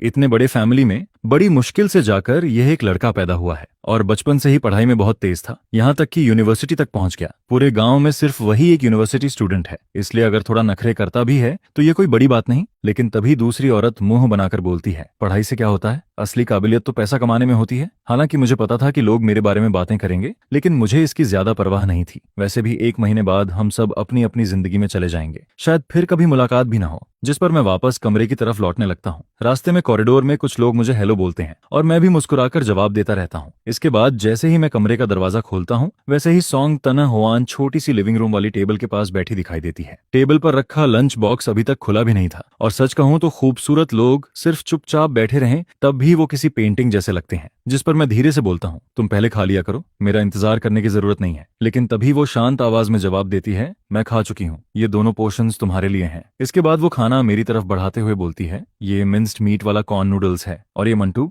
मुझे नहीं पता तुम्हें क्या पसंद है, इसलिए थोड़ा थोड़ा सब ले आई। सच कहूं तो पहली मुलाकात के अलावा उसने अब तक मेरे साथ कभी बुरा व्यवहार नहीं किया था। उसका हर एक्शन काम, मैच्योर और केयरिंग था, जिस पर अचानक मेरे दिमाग में वो नेहद बाज और उसकी लवर की बात आने लगती है। अगर दोनों सच में एक दूसरे से प्यार करते तो शायद मैं कुछ नहीं सोचता, लेकिन असल में मामला कुछ और था। वो एजुकेटेड विलेज गर्ल बस मुश्किल जिंदगी नहीं जीना चाहती थी, इसलिए उसने विलेज सेक्रेटरी के बेटे को फंसाया और उससे चोरी छिपे खाना और सामान मंगवाती रही। और बात वहीं खत्म नहीं हुई। शादी होने के बाद भी उसने वो नहद बाज को बहकाया, यहाँ तक कि वो प्रेग्नेंट हो गई और दावा करने लगी कि बच्चा वो नहद बाज का है। इसके बाद उसने वो नहद बाज को रिवर में कूदकर सुसाइड करने के लिए भी उकसाया, जिस पर मैं मन ही मन सोचने लगता हूँ, सच में इस दौर के यंग लोग इतने आसानी से कैसे बेवकूफ बन जाते हैं। अगर वो नहद बाज ने ये सब नहीं किया होता और ऑनेस्टली सॉन्ग थान होआन के साथ रहता तो उसका फ्यूचर शायद काफी अच्छा होता। इसी बीच मैं सामने रखे खाने को देखकर बोलता हूँ, इतना सब मैं अकेला खत्म नहीं कर पाऊंगा, तुम भी थोड़ा खा लो, नहीं तो वेस्ट हो जाएगा। जिस पर सॉन्ग थान होआन पूछती है, क्या इतना खाना तुम्हारे लिए काफी है? मैं जवाब देता हूँ, शायद। असल में मुझे व्हीट फ्लावर वाली चीजें ज्यादा पसंद नहीं। काश कोई मेरे दिल की बात समझ पाता। अगर यहाँ व्हाइट राइस और स्टेयर फ्राई डिशेस होती तो मैं आराम से 2 बड़े बाउल खत्म कर देता। जिस पर सॉन्ग थान होआन आधा मांगटू उठाकर खाने लगती है। उधर वो मुझे क्वाइटली ऑब्जर्व करती रहती है, क्योंकि मेरा खाने का तरीका काफी एलिगेंट था, बिल्कुल मिलिट्री वाले रफ सोल्जर्स जैसा नहीं। हालांकि नॉर्मली मैं काफी जल्दी खाता था, लेकिन जो खाना मुझे पसंद नहीं आता उसके साथ मेरी स्पीड अपने आप स्लो हो जाती थी। इसके बाद सॉन्ग थान होआन मेरे खाली बॉल्स उठाते हुए बोलती है, इन्हें मैं धो देती हूँ। वैसे तुम्हें यहाँ किसी और चीज की जरूरत है क्या? मैं तुम्हारे लिए अरेंज कर दूंगी। शायद वो सोच रही थी कि मैं इतनी दूर ट्रैवल करके यहाँ आया हूँ, इसलिए मेरा थोड़ा ज्यादा ख्याल रखना चाहिए। जिस पर मैं थोड़ा एम्बेरेस्ड जरूर होता हूँ, लेकिन उससे बॉल्स छीनने की कोशिश नहीं करता। मैं उन लोगों में से नहीं था जिन्हें हर काम बराबर बांटना जरूरी लगता है। अगर कोई मेरी मदद करना चाहता था तो मैं खुशी से एंजॉय कर लेता था। वैसे भी इस मामले में मेरी स्किन काफी थिक थी। फिर मैं थोड़ा हिचकते हुए बोलता हूँ, असल में मुझे पब्लिक बाथरूम की आदत नहीं है, वहाँ बहुत लोग होते हैं। मैं खुद पानी गर्म करके कमरे में नहाना चाहता हूँ, इसीलिए मुझे एक बड़ा टब और पानी गर्म करने वाला पॉट चाहिए। और हाँ, मेरे पास स्टोव भी नहीं है। यह कहते हुए मुझे खुद अजीब लगने लगता है। क्या अब मुझे खुद कोल स्टोव जलाना सीखना पड़ेगा? कैपिटल सिटी में जब मैं अकेला रहता था तब वहाँ गैस स्टोव इस्तेमाल करता था, लेकिन यहाँ आकर देखा तो सब लोग कोल ब्रिकेट स्टोव इस्तेमाल करते थे। और सच कहूं तो मुझे ऐसी चीजों को छूना तक पसंद नहीं था। सबसे बड़ी बात, मुझे यह चलाना आता भी नहीं था और सीखने का मन भी नहीं था। यह सुनते ही सॉन्ग थान होआन बोलती है, मैं तुम्हारे लिए स्टोव अरेंज कर दूंगी। फिर वो हल्का सरप्राइज्ड होकर पूछती है, सच में कुछ लोग पब्लिक बाथरूम यूज करने के आदी नहीं होते? लेकिन उस समय मेरा मन पूरी तरह कैपिटल सिटी वाले अपने रेंटेड रूम में अटका हुआ था। कमरा छोटा जरूर था, लेकिन वहां हर सुविधा थी, यहाँ तक कि मुझे अपने कपड़े तक खुद नहीं धोने पड़ते थे। मैंने कैपिटल सिटी में काफी अच्छा पैसा कमाया था। खाने पीने और सेविंग्स के बाद बाकी सारे पैसे खुद पर खर्च कर देता था, जिस पर मुझे अपने पुराने आरामदायक दिन बहुत याद आने लगते हैं। और फिर अचानक मेरे दिमाग में ख्याल आता है, क्यों ना मैं जल्दी ही यहाँ से भाग जाऊं, घर जाकर आराम से लेटूंगा। मॉम डैड भी हमेशा कहते थे कि मुझे जिंदगी एंजॉय करना अच्छे से आता है। आखिर मेडिकल ग्रेजुएशन खत्म करने के बाद मैं बस थोड़ा आराम करना चाहता था। सच में अब और मेहनत करने का मन नहीं था। इसी बीच मैं अचानक पूछता हूँ, वैसे तुमने डिवोर्स रिपोर्ट सबमिट कर दी? जिस पर सॉन्ग थान होआन जवाब देती है, आज सुबह ही सबमिट की है, शायद कुछ दिनों में रिजल्ट आ जाएगा।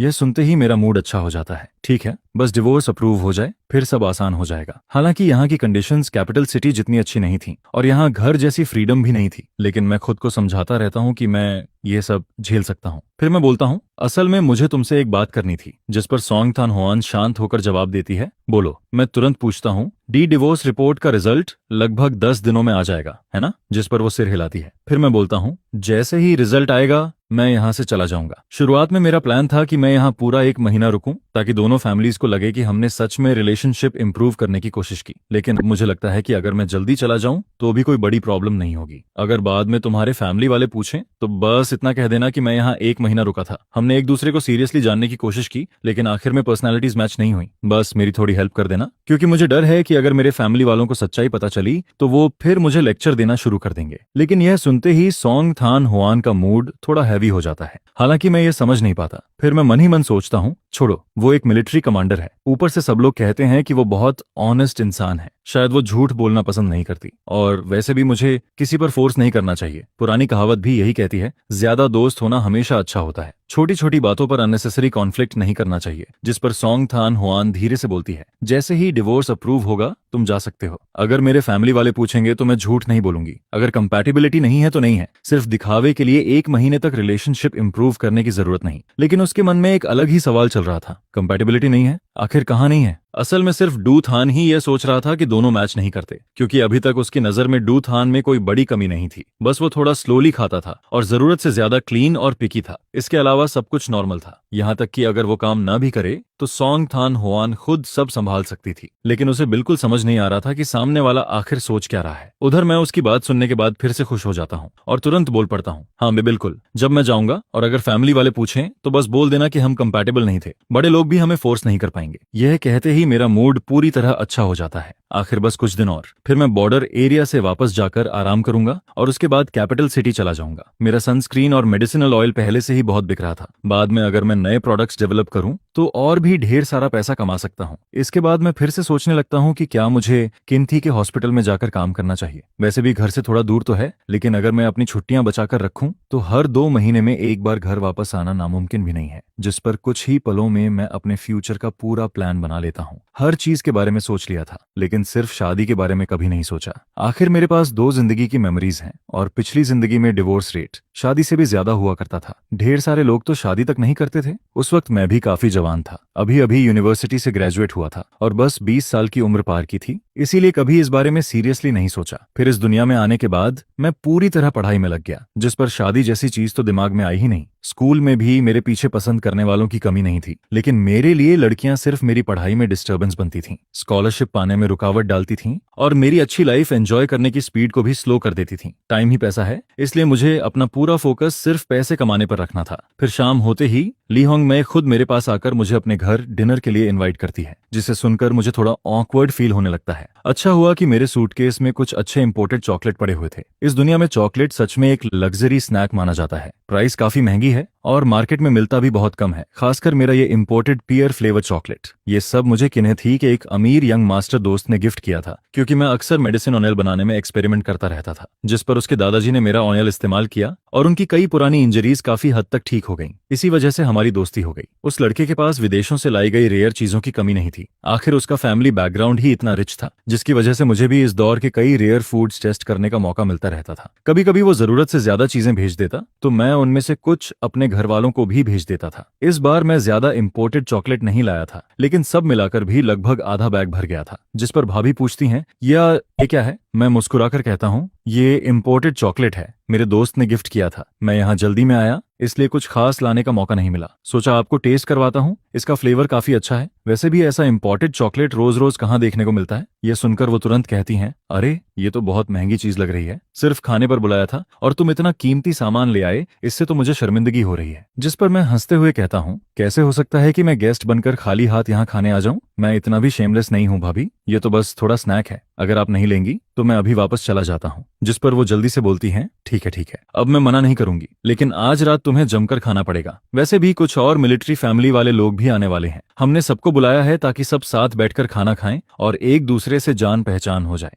असल में दोनों पति पत्नी ने पहले से कोई बात नहीं की थी, लेकिन दोनों की सोच बिल्कुल सेम थी। वो दोनों मुझे और तोंग थान होआंग को करीब लाना चाहते थे, इसलिए डिनर पर वही लोग बुलाए गए थे जिनसे उनका रोज का अच्छा रिलेशन था। वहां battalion commander, political commissioner, deputy battalion commander और डिप्टी रेजिमेंट कमांडर तक मौजूद थे। सब लोग आम दिनों में भी काफी फ्रेंडली रहते थे। बाहर निकलकर बस खाना पीना, थोड़ी शराब और कैजुअल बातें करना ही उनका एंटरटेनमेंट था। लेकिन असली काम तो वहां मौजूद महिलाओं का था। वो सब बातें करते करते धीरे धीरे हमारी सेटिंग कराने में लगी हुई थीं और बार बार तोंग डोंट रोंग की तारीफ कर रही थीं। वहां 4 भाभियां बैठी थीं और उनके साथ छोटे छोटे बच्चे भी थे। हर बच्चा गोल मटोल और गोरा था, जिन्हें देखकर तुरंत गोद में उठाने का मन करता है। टेबल पर ढेर सारे डिशेज रखे हुए थे। एक नजर में ही समझ आ जाता है कि काफी मेहनत और खर्चा किया गया है। पूरा प्लेट चिकन से भरा हुआ था। Potato vermicelli stew, breast fish, wood ear mushroom के साथ stir fry meat, smoked meat with pickled vegetables, अनेक सूप तक रखा था। लेकिन मेन फूड अभी ग्रेन बन्स ही थे। बड़े बड़े कॉर्नफ्लोर मांगटू और हर चीज पूरे बेसिन भरकर रखी हुई थी। इनमें से कुछ डिशेज तो गेस्ट्स खुद अपने घर से लेकर आए थे। आखिर इस दौर में यही ट्रेडिशन था, अगर कोई खाने पर बुलाता तो गेस्ट भी घर से थोड़ा अच्छा खाना लेकर आता ताकि मील और अच्छा बन सके।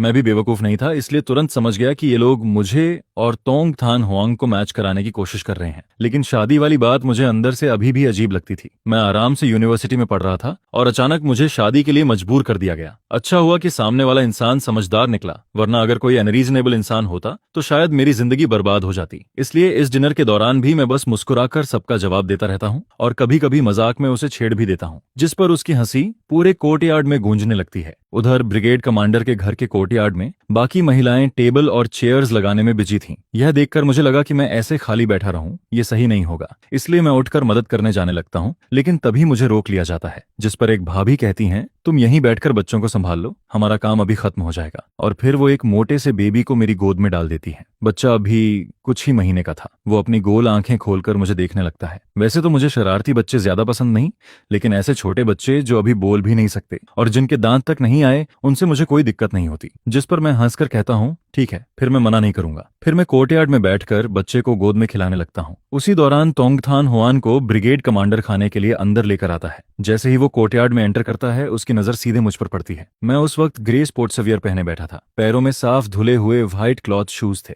मैं बच्चे को गोद में लेकर नीचे देखकर मुस्कुरा रहा था और मेरे चेहरे पर बेहद जेंटल स्माइल थी, जिस पर तोंगथान हुआन के पीछे चल रहे ऑफिसर्स सबके सब मुझे देखकर रुक जाते हैं। हर किसी की आंखें चौड़ी हो जाती हैं। आखिर पूरे मिलिट्री डिस्ट्रिक्ट में पहले से ही इस बात की चर्चा चल रही थी कि रेजिमेंट कमांडर तोंग अपने लवर को डाइनिंग हॉल लेकर आया है। बात 1 से 10 और 10 से 100 लोगों तक पहुंच चुकी थी। सब लोग कह रहे थे कि वो यूनिवर्सिटी स्टूडेंट जो यहाँ डिवोर्स के लिए आया था बेहद हैंडसम है। उसकी इतनी तारीफ की गई थी जैसे दुनिया में दूसरा कोई वैसा हो ही नहीं सकता। और आज जब उन्होंने मुझे अपनी आंखों से देखा तो सच में उनकी आंखें खुल गईं। इस सूखी और बेजान मिलिट्री कैंप वाली जगह में, जहां हर तरफ सिर्फ रफ और कठोर आदमी ही नजर आते थे, वहां अचानक इतना एलिगेंट और हैंडसम लड़का दिखाई दे जाए तो कोई कैसे नजर हटाता। जिस पर ब्रिगेड कमांडर हंसते हुए कहता है, अरे सब लोग आ गए, बिल्कुल सही टाइम पर खाना भी तैयार हो गया। मैंने तो अपनी सबसे कीमती शराब भी निकाल ली है, चलो जल्दी बैठो। फिर वो मेरी तरफ देखकर कहता है, आओ मैं सबसे इंट्रोड्यूस करवाता हूँ, ये हैं डूथान। जिस पर मैं बच्चे को गोद में लिए ऑकवर्ड स्माइल के साथ खड़ा हो जाता हूँ। तभी कोई मजाक में कहता है, नमस्ते जीजा जी। असल में अभी टेक्निकली ऐसा कहना गलत भी नहीं था। फिर मैं सबको देखकर कहता हूँ, सबको नमस्ते। जिस पर कोई और बोलता है, जो बाथटब, हॉट वाटर और स्टोव तुम्हें चाहिए था वो थोड़ी देर में भेज दिया जाएगा। मैं सिर हिलाकर कहता हूँ, ठीक है, धन्यवाद। इसके बाद एक भाभी मुझे गौर से देखकर कहती हैं, दूथन तुम्हारी स्किन सच में बहुत अच्छी है, इतनी गोरी और स्मूथ कैसे है? जिस पर मैं कैजुअली जवाब देता हूँ, शायद इसलिए क्योंकि मैं यूजुअली सनस्क्रीन क्रीम इस्तेमाल करता हूँ। हमारी बॉर्डर एरिया की हवा बहुत ड्राई है, आप लोगों को तो रोज धूप और बारिश में रहना पड़ता है। यह सुनकर वो तुरंत कहती हैं, अब समझ आया कि तुम्हारी स्किन बाकी लोगों से इतनी अलग क्यों लगती है, लेकिन वो सनस्क्रीन वाली चीज बहुत महंगी होगी ना? जिस पर मैं मुस्कुराकर कहता हूँ, नहीं, इतनी भी महंगी नहीं है। ये सब मैंने यूनिवर्सिटी में रहते हुए खुद एक्सपेरिमेंट करके बनाया था। थोड़ा मटेरियल खरीद कर खुद बना लिया, ज्यादा पैसे नहीं लगते। वैसे खाली समय में मैं मसाज ऑयल पर भी रिसर्च करता हूँ। चोट, सूजन या ब्रूज पर लगाने से काफी असर दिखता है। जिस पर मैं मुस्कुराकर कहता हूँ, जब मैं वापस घर जाऊंगा तब आप सबके लिए थोड़ा भेज दूंगा। इस बार इतनी जल्दी में निकला कि अपने साथ कुछ ला ही नहीं पाया। यह सुनकर एक भाभी तुरंत हाथ हिलाते हुए कहती हैं, अरे रहने दो, मैंने तो बस ऐसे ही पूछ लिया था। तुम खुद इतनी चीजें बनाते हो, उसमें भी काफी मेहनत लगती होगी। फिर दूसरी तरफ से आवाज आती है, वैसे ग्रेजुएशन के बाद तुम्हें एटा में जॉब मिली या नहीं? सुना है हमारे मिलिट्री हॉस्पिटल में अभी डॉक्टर्स की कमी चल रही है। अगर जरूरत हो तो मेरे हस्बैंड एक बात कर देंगे। असल में लिहोंग में अब मुझे यहीं रोकने का प्लान बनाने लगी थी। पहले इंसान को रोक लो, बाकी बातें बाद में देखी जाएंगी। जिस पर मैं आराम से जवाब देता हूँ, अभी इतनी जल्दी नहीं है, मैंने अभी अभी ग्रेजुएशन खत्म किया है। अगर जॉब करनी होगी तो यूनिवर्सिटी के टीचर्स खुद रिकमेंड कर देंगे। वैसे भी मैं 1-2 महीने आराम करना चाहता हूँ। इतने साल यूनिवर्सिटी में पढ़ते पढ़ते मेरा दिमाग सच में थक गया है। ये नॉर्मल टायर्डनेस वाली बात नहीं है। अगर स्कॉलरशिप की जरूरत नहीं होती तो मैं तो बस आराम से जिंदगी बिताना चाहता था। इसके बाद मैं हल्का हंसते हुए कहता हूँ, इन सालों में मैं उन क्लासमेट्स जैसा कभी नहीं बन पाया जिनके पास मेडिकल टैलेंट था। मुझे हमेशा दूसरों से 3-4 गुना ज्यादा मेहनत करनी पड़ती थी, तब जाकर मैं टॉप स्टूडेंट्स में खड़ा हो पाता था। सच में जान निकल जाती थी। जिस पर मुझे अपने टीचर्स याद आने लगते हैं। वो लोग हमेशा यही सोचते थे कि मैं मेडिसिन फील्ड को लेकर बहुत पैशनेट हूँ। हर बार मुझे देखकर उनकी आंखों में सेटिस्फैक्शन दिखाई देता था। लेकिन क्या मैं जाकर उन्हें ये कहता कि मैं सिर्फ पैसे के लिए पढ़ रहा हूँ, या इसलिए क्योंकि स्कॉलरशिप मिलने से आधी से ज्यादा फीस माफ हो जाती थी? इसी वजह से टीचर्स हमेशा मुझे मेहनती, डेडिकेटेड और रिस्पॉन्सिबल स्टूडेंट समझते रहे। उन्हें लगता था कि मैं फ्यूचर का प्रॉमिसिंग डॉक्टर हूँ। सच में कितना खूबसूरत मिसअंडरस्टैंडिंग था। यह सुनकर एक आदमी तुरंत बोलता है, ऐसे कैसे चलेगा? जॉब ढूंढने में सावधानी रखनी चाहिए। अच्छी पोजीशंस देर करोगे तो दूसरे लोग ले जाएंगे। हमारे मिलिट्री हॉस्पिटल में काम करना सबसे अच्छा रहेगा। बॉर्डर एरिया में एक्स्ट्रा अलाउंस भी मिलता है। लेकिन मेरी सोच इन लोगों जैसी नहीं थी। मुझे जॉब के लिए कोई जल्दी नहीं थी। आखिर अभी मेरे पास पैसों की कमी भी तो नहीं थी। सिर्फ मेरे बनाए सनस्क्रीन और मेडिसिनल ऑनेल ही बहुत तेजी से बिक रहे थे। गांव लौटने से पहले मैं एक बड़ा बैच बनाकर आया था और किन्हित ही वाले रिच यंग मास्टर दोस्त से बेचने के लिए कह दिया था। पिछले 4 सालों में मैं 10,000 युआन से ज्यादा बचा चुका था। इस दौर में 10,000 युआन कोई छोटी रकम नहीं थी। अभी ज्यादातर लोगों की सैलरी सिर्फ कुछ दर्जन युआन ही होती थी। तभी किसी ने मुझे चुप देखकर कहा, हमारे डॉन ट्रुंगतोंग बहुत अच्छे इंसान हैं, तुम दोनों अगर साथ रहोगे तो जिंदगी जरूर अच्छी चलेगी, और अगर तुम सीधे मिलिट्री हॉस्पिटल में काम करने लगो तो और भी बढ़िया रहेगा। जिस पर दूसरा आदमी पूछता है, तुम्हारे फैमिली वालों का तुम्हारी नौकरी को लेकर कोई ओपिनियन है? मैं शांत आवाज में जवाब देता हूँ, मेरे घर वालों को कोई दिक्कत नहीं है, मैं जो भी करूंगा वो हमेशा सपोर्ट करेंगे। मेरी माँ तो कहती है कि अभी जॉब शुरू होने से पहले थोड़ा आराम कर लूं, बाद में इतनी छुट्टियां कहाँ मिलेंगी। मेरी बात सुनते ही वहां बैठे लोग थोड़ा स्टंड रह जाते हैं। आखिर इस दौर में हर फैमिली की हालत आसान नहीं होती थी। घर में कोई यूनिवर्सिटी स्टूडेंट हो तो पूरा परिवार उस पर गर्व करता था, लेकिन ग्रेजुएशन के बाद सबसे जरूरी चीज स्टेबल जॉब मानी जाती थी, जिस पर सबके मन में यही सवाल आता है कि आखिर कैसी फैमिली होगी जो अपने बच्चे से कह रही है कि अभी थोड़ा आराम कर लो। फिर कुछ महिलाओं की नजरें बदलने लगती हैं। उन्हें अचानक समझ आने लगता है कि आखिर इस फैमिली ने इतना जेंटल और रिफाइंड लड़का कैसे पाला होगा। लेकिन उसी के साथ उनके मन में दूसरा ख्याल भी आने लगता है, अगर ऐसा लड़का बॉर्डर एरिया में लंबे समय तक रहा तो क्या ये उसके लिए तकलीफ नहीं होगी? मिलिट्री मैरिज आसान नहीं होती। फैमिली क्वार्टर्स में अक्सर पति या पत्नी को अकेले ही घर संभालना पड़ता है। कई बार तोंग डोन ट्रोंग 10-15 दिन मिशन पर रहती हैं और कभी कभी आधा साल या पूरा साल भी वापस नहीं आती। अगर भविष्य में बच्चे हुए तो क्या मेरे जैसा आदमी अकेले बच्चे संभाल पाएगा? ऊपर से जिंदगी की छोटी बड़ी परेशानियां अलग, जिस पर कुछ लोगों के चेहरे पर हेजिटेशन साफ दिखने लगता है। उन्हें लगने लगता है कि शायद मैं हार्डशिप झेलने वाला इंसान नहीं हूं। अगर जबरदस्ती हमारी शादी करवाने की कोशिश की गई तो कहीं मेरी जिंदगी खराब न हो जाए। लेकिन उसी वक्त मेरे दिल में खुशी की हल्की लहर दौड़ जाती है। आखिर मौका खुद चलकर आया था। अगर मैं अभी ये दिखा दूं कि मुझे कुछ भी नहीं आता तो सिर्फ ये एंटिज ही नहीं, शायद तोंग थान हुआन भी डिवोर्स को लेकर और ज्यादा डिटरमिन्ड हो जाएगी। यह सोचकर मैं अब इस डिनर में एक्टिंग करना छोड़ देता हूँ। फिर मैं सीधा कहता हूँ, सच बताऊं तो मुझे डर है कि आप लोग मेरी बात सुनकर हंसने लगेंगे। बचपन से लेकर आज तक मेरे पेरेंट्स ने मुझे कभी कोई काम करने ही नहीं दिया। अगर मैं घर झाड़ू लगा दूं या बर्तन धो दूं तो वो मेरी सिस्टर्स को डांटने लगते थे कि वो मेरा ध्यान नहीं रख रही। जिस पर मैं थोड़ा ऑकवर्ड होकर आगे कहता हूँ, मुझे खाना बनाना नहीं आता, यहाँ तक कि अपने कपड़े तक खुद नहीं धोता। यूनिवर्सिटी के समय मैं बाहर रूम रेंट पर रहता था और पड़ोस वाली आंटी को बुलाकर घर साफ करवाता था। सच में मुझे कुछ करना नहीं आता। आखिर पिछली जिंदगी में हर चीज के लिए इलेक्ट्रिकल अप्लायंसेस और स्मार्ट होम सिस्टम थे। वहां कौन खुद हाथ से काम करता था? मेरी बात सुनते ही वहां शराब पी रहे आदमी तक चुप हो जाते हैं। अगर उन्हें पहले से ये न पता होता कि मेरे फैमिली की पिछली 3 पीढ़ियां असली किसान रही हैं और मैं एक गरीब गांव से आया हूं, तो मेरी बातें सुनकर कोई भी मुझे किसी रिच कैपिटलिस्ट फैमिली का यंग मास्टर समझ लेता। जिस पर खाना खा रही महिलाएं भी तोंग ताना हुआन को अलग नजरों से देखने लगती हैं।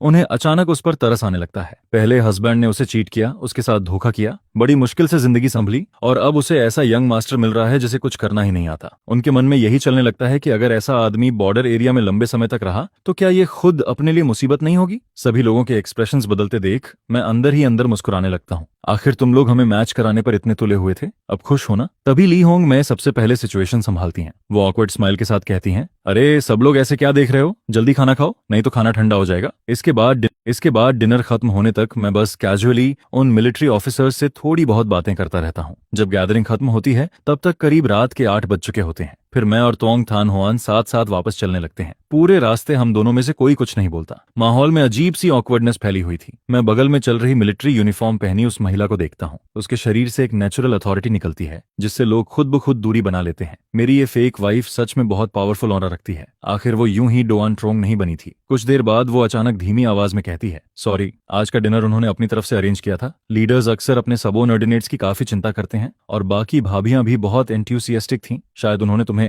अनकंफर्टेबल कर दिया। उसकी आवाज सुनने में भले ही ठंडी और इमोशनलेस लग रही थी, लेकिन मैं फिर भी उसमें छिपी सिंसियरिटी और अपोलॉजी फील कर सकता था। मैंने कभी नहीं सोचा था कि ये महिला मुझसे माफी मांगेगी। जिस पर मैं हल्का मुस्कुराकर कहता हूँ, कोई बात नहीं, मैं उन्हें समझ सकता हूँ। उन्हें हमारे बीच की असली सिचुएशन नहीं पता। उनका इंटेंशन भी बुरा नहीं था। वैसे भी ये कोई बड़ी बात नहीं है। आज का डिनर काफी एंजॉयबल था। लेकिन तोंग थान हुआन मेरे चेहरे को देखकर समझ ही नहीं पाती कि मैं आखिर किस बात को एंजॉयबल कह रहा हूँ। हालांकि दूथन की बातें सुनने में बिल्कुल इमोशनलेस लगती थीं। उसमें किसी रिच यंग मास्टर वाला घमंड भी नहीं था। जो दूसरों को नीचे समझता हो, लेकिन फिर भी साफ पता चल रहा था कि वो दिल से सच नहीं बोल रहा। यहाँ तक कि डिनर के दौरान भी उसने अपनी असली फीलिंग्स बिल्कुल जाहिर नहीं की थी, जिस पर तोंग थान होआन चुपचाप उसकी तरफ एक नजर डालती है। वो देखती है कि दू थान खाने को बड़े इंटरेस्टेड से खा रहा है, लेकिन फ्लोर केक या मानतो जैसे मेन फूड को बहुत कम टच करता है। तभी उसके दिमाग में ख्याल आता है कि पिछले 2 दिनों से जो खाना वो भेज रही थी, शायद दू थान उसे खत्म नहीं कर पाता था। वजह यह नहीं थी कि खाना ज्यादा था, बल्कि शायद उसे यहाँ का खाना पसंद नहीं आ रहा था। लेकिन उसने कभी शिकायत नहीं की, वो बस चुपचाप खाता रहा, चेहरे पर जरा सी भी नाराजगी नहीं दिखाई,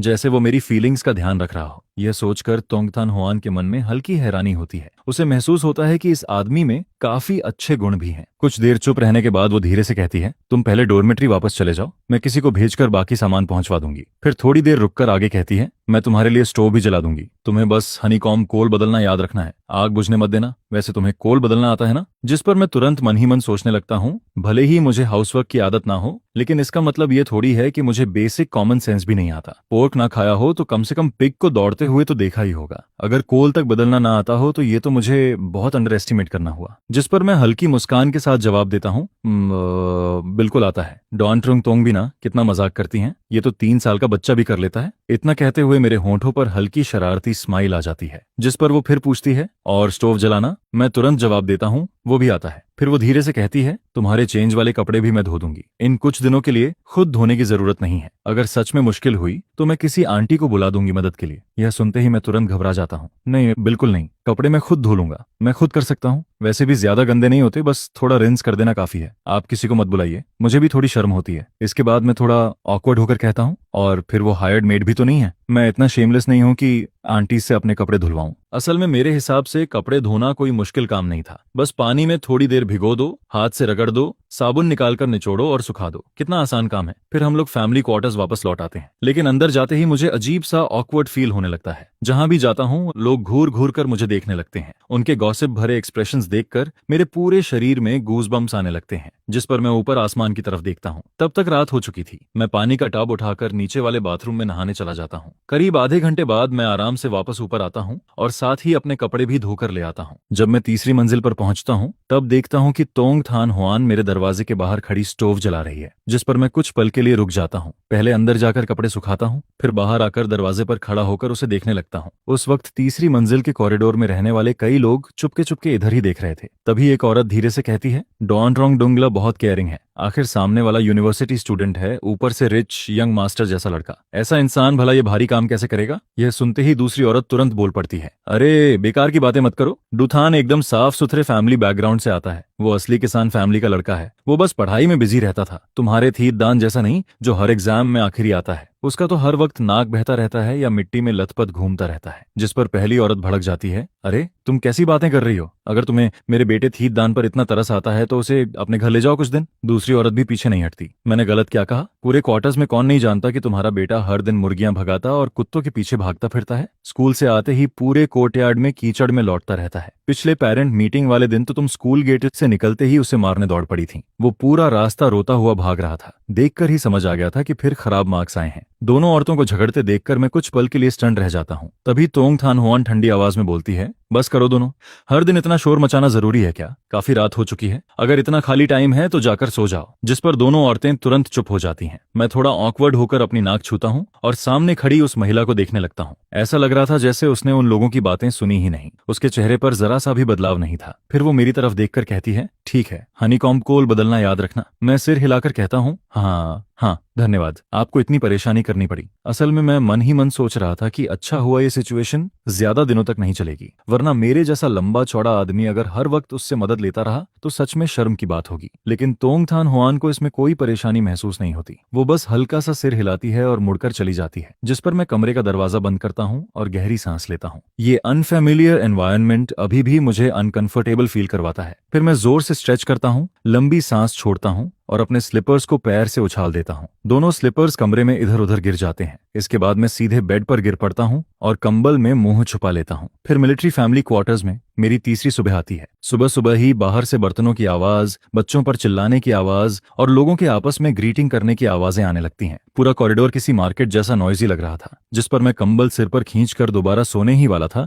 कि तभी दरवाजे पर नॉक होने लगता है। मैं जम्हाई लेते हुए आधी बंद आंखों के साथ स्लीपर्स पहनकर कर दरवाजा खोलने जाता हूँ। दरवाजे के बाहर तोंग थान होआन मिलिट्री यूनिफॉर्म में खड़ी थी और उसके हाथ में ब्रेकफास्ट था। मैं अपनी स्लीपी आंखें खोलने की कोशिश करता हूँ। मुंह से बस हल्की सी ओह निकलती है। इसके बाद मैं पलटकर सीधे अंदर कमरे में चला जाता हूँ। दरवाजा खुला का खुला रह जाता है और मैं बेड पर गिरते ही दोबारा गहरी नींद में सो जाता हूँ, जिस पर तोंग तान होआन हाथ में लंच बॉक्स लिए दरवाजे पर कुछ पल के लिए खड़ी रह जाती है। उसे अचानक याद आता है कि कल भी जब वो यहाँ आई थी तब दुथान दोपहर तक सो रहा था। लगता है आज का ब्रेकफास्ट लाना बेकार गया, लेकिन चूंकि वो ऑलरेडी यहाँ तक लेकर आ चुकी थी इसलिए वो अंदर चली जाती है। जैसे ही वो कमरे में नजर डालती है उसकी आंखें हल्की फैल जाती हैं। फ्लोर पर रखा सूटकेस पूरी तरह खुला पड़ा था। अंदर कपड़े अस्त व्यस्त भरे हुए थे, साथ में कई बॉटल्स और जार्स भी रखे थे, पता नहीं किस चीज के। जिस पर उसके मन में पहला ख्याल आता है, क्या ये सच में सूटकेस है? कितना मैसी है। इसके बाद उसकी नजर फ्लोर पर पड़े स्लीपर्स पर जाती है। दोनों अलग अलग दिशाओं में फेंके हुए थे। वो धीरे से अंदर आती है, स्लीपर्स उठाकर बेड के पास नीटली रख देती है, जिस पर वो मन ही मन सोचती है, दूथन सच में बहुत केयरलेस है। दरवाजा तक बंद नहीं किया और सीधे सो गया। मैं अभी भी यहाँ खड़ी हूँ, फिर भी इसे फर्क नहीं पड़ रहा। सच में चिंता होती है। फिर वो धीमी आवाज में कहती है, ब्रेकफास्ट बाहर टेबल पर रख रही हूँ, उठने के बाद गर्म करके खा लेना, या फिर दोपहर में मैं लंच लेकर आ जाऊंगी। उसकी ठंडी लेकिन साफ आवाज पूरे शांत कमरे में गूंजती रहती है, लेकिन काफी देर तक कोई जवाब नहीं आता, जिस पर वो अपनी कनपटी दबाती है और धीरे से सांस छोड़ती है। छोड़ो भी, सोते हुए इंसान से क्या बहस करनी। असल में मैंने उसकी एक भी बात नहीं सुनी थी। इसके बाद वो ज्यादा देर रुके बिना बाहर निकलने लगती है। जाते जाते वो मेरे लिए हनीकॉम्ब कोल भी बदल देती है। उसी वक्त बाहर कॉरिडोर में सुबह सुबह गॉसिप फिर शुरू हो जाता है। एक औरत दूसरी से कहती है, मैं तुम्हें बता रही हूँ, आज सुबह जब मैं बच्चे को स्कूल छोड़ने जा रही थी तब मेरी उससे थोड़ी बात हुई। उस लड़के को देखकर लगता ही नहीं कि वो गांव से आया है। किनेथी में पढ़ाई करते वक्त उसके फैमिली ने उसके लिए अलग घर रेंट पर लिया था और उसके लिए नैनी तक रखी हुई थी। ये सुनते ही दूसरी औरत शॉक्ड होकर बोलती है, सच में? तभी तो उसकी स्किन इतनी स्मूथ और साफ है, बिल्कुल किसी रिच फैमिली के यंग मास्टर जैसा लगता है। जिस पर कॉरिडोर में खड़ी एक औरत हैरानी से कहती है, अरे उसकी स्किन तो बिल्कुल किसी यंग गर्ल जैसी है, ये तो पूरा कैपिटलिस्ट यंग मास्टर लगता है। फिर दूसरी औरत तुरंत बोल पड़ती है, अरे उसके घर वालों ने उसके लिए नैनी तक रखी हुई थी। आज के समय में नैनी रखना कितना महंगा होता है, ये तुम जानती भी हो। इसके बाद गॉसिप और भी बढ़ने लगती है। सुना है उसे खाना बनाना तक नहीं आता, कपड़े धोना भी नहीं आता। उसके फैमिली वालों को बस यही डर लगा रहता है कि वो खुद अपना ध्यान नहीं रख पाएगा। ऊपर से घर में सिर्फ वही एक बेटा है, बड़ी मुश्किल से पैदा हुआ, फिर इतना पढ़ लिख भी गया। अगर तोंग थान होआन हर 10-15 दिन मिशन पर बाहर रहेगी तो घर लौटकर पैर रखने की भी जगह नहीं बचेगी। जिस पर दूसरी औरत धीरे से हंसते हुए कहती है, लेकिन लड़का बहुत हैंडसम है, बस उसे देखते रहो तो भी आंखों को आराम मिलता है। बस दिक्कत यही है कि उसे कोई काम नहीं आता। और फिर देखते ही देखते मेरे बारे में गॉसिप पूरे क्वार्टर्स में और तेजी से फैलने लगती है। हर किसी के वर्जन में नई नई बातें जुड़ती जा रही थीं। उधर इन सब बातों से बेखबर मैं अभी भी गहरी नींद में पड़ा हुआ था। जब मेरी आंख खुलती है तब तक सुबह के 11 बज चुके होते हैं। हमेशा की तरह मैं आलस में पानी का बेसिन उठाता हूँ, अपने टॉयलेटरीज लेकर बाहर वॉश एरिया की तरफ निकल जाता हूँ। रास्ते में कई लोग मुझे अजीब नजरों से देखते हैं। पहले से भी ज्यादा वियर्ड एक्सप्रेशंस थे उनके चेहरों पर, लेकिन मैं ज्यादा ध्यान नहीं देता।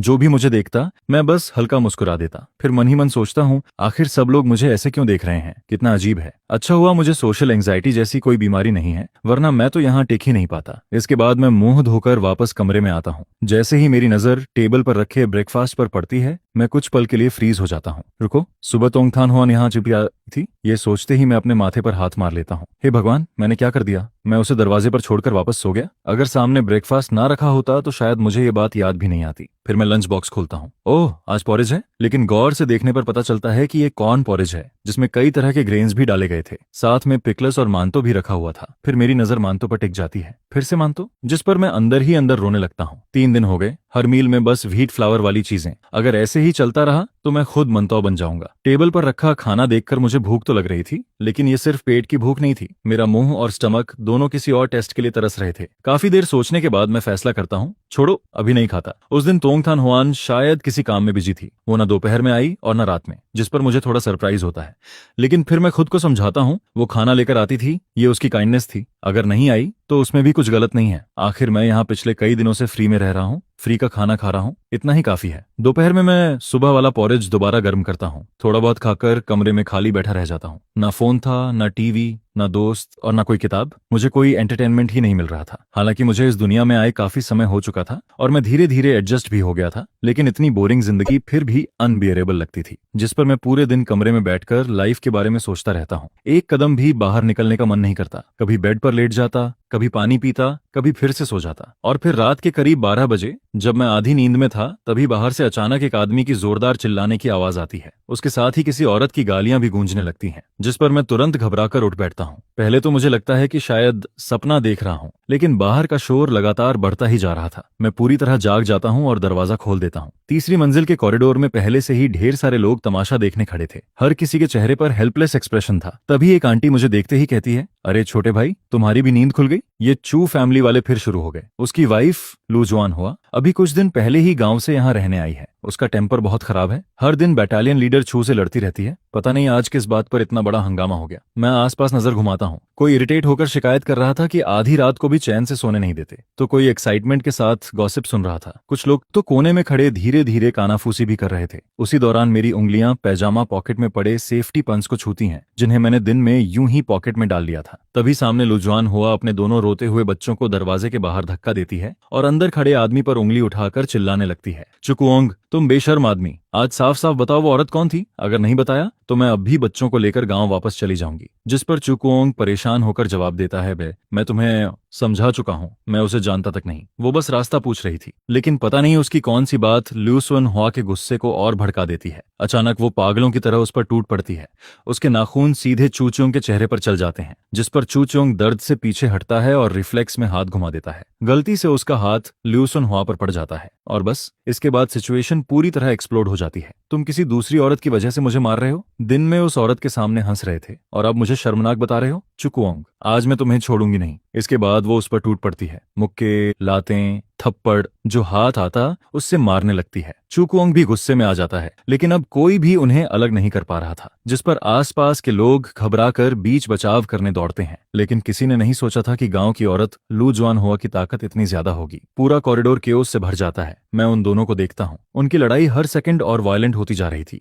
दरवाजे पर खड़े बच्चे जोर जोर से रो रहे थे। पूरा माहौल इतना नॉइजी हो चुका था कि मेरा सिर फटने लगता है। और तभी मेरी नजर लू जवान हुआ के चेहरे पर जाती है। उसकी आंखें पूरी लाल हो चुकी थीं। उसकी हालत देखकर लग रहा था कि अगले ही पल हाई ब्लड प्रेशर से बेहोश हो जाएगी।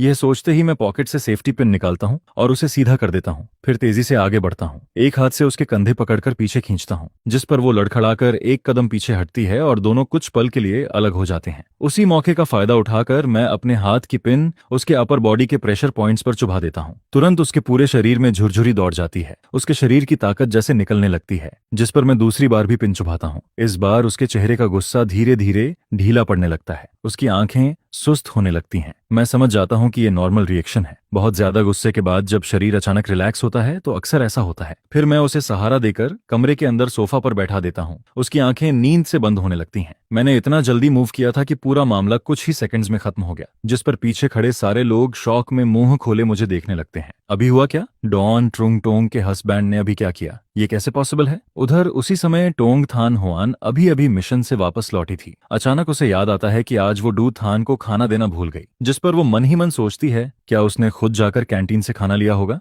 फिर अगले ही पल उसके दिमाग में दूसरा ख्याल आता है, अभी तो सिर्फ कुछ ही दिनों से मैं उसके लिए खाना लेकर जा रही हूँ, लेकिन पता नहीं कब ये आदत बन गई। इसके बाद वो खुद से ही कहती है, दूथान इतना लंबा चौड़ा आदमी है, क्या वो सच में अपना ख्याल नहीं रख सकता? जिस पर पूरे फैमिली क्वार्टर्स में हंगामा मच जाता है। लोग आपस में कहने लगते हैं, पता नहीं जीजाजी ने चू बटालियन लीडर की वाइफ के साथ क्या किया, वो अभी तक बेहोश पड़ी है। कई महिलाएं तो उसे तुरंत हॉस्पिटल लेकर चली गई थीं। दोनों बच्चे लगातार रो रहे थे। उधर चू कुओंग को भी अपनी चोटों का इलाज करवाने हॉस्पिटल आना पड़ा। इस बार मामला इतना बढ़ गया था कि ब्रिगेड कमांडर तक डिस्टर्ब हो गया। यहाँ तक कि पॉलिटिकल कमिश्नर भी हॉस्पिटल पहुंच चुका था। आखिर चू फैमिली अपना घर का मामला खुद संभाल नहीं पाई, ऊपर से बाहरी लोगों को भी इसमें घसीट लिया। मिलिट्री हॉस्पिटल का छोटा सा मेडिकल रूम लोगों से भर चुका था। दोनों बच्चे चेयर पर बैठे नर्स के दिए गर्म पानी को धीरे धीरे पी रहे थे। उधर चू कुओंग एक तरफ बैठा नर्स को ट्रीटमेंट करने दे रहा था। उसके चेहरे और गर्दन पर नाखूनों के काफी निशान थे। जैसे ही डिसइंफेक्टेंट लगाया जाता, वो दर्द से चुपचाप अपनी मुट्ठियां भींच लेता। उधर लू जवान हुआ अभी भी बेड पर बेहोश पड़ी थी। जब चूचोंग देखता है कि इतने सारे लीडर्स और नेबर्स अभी तक वहीं खड़े हैं,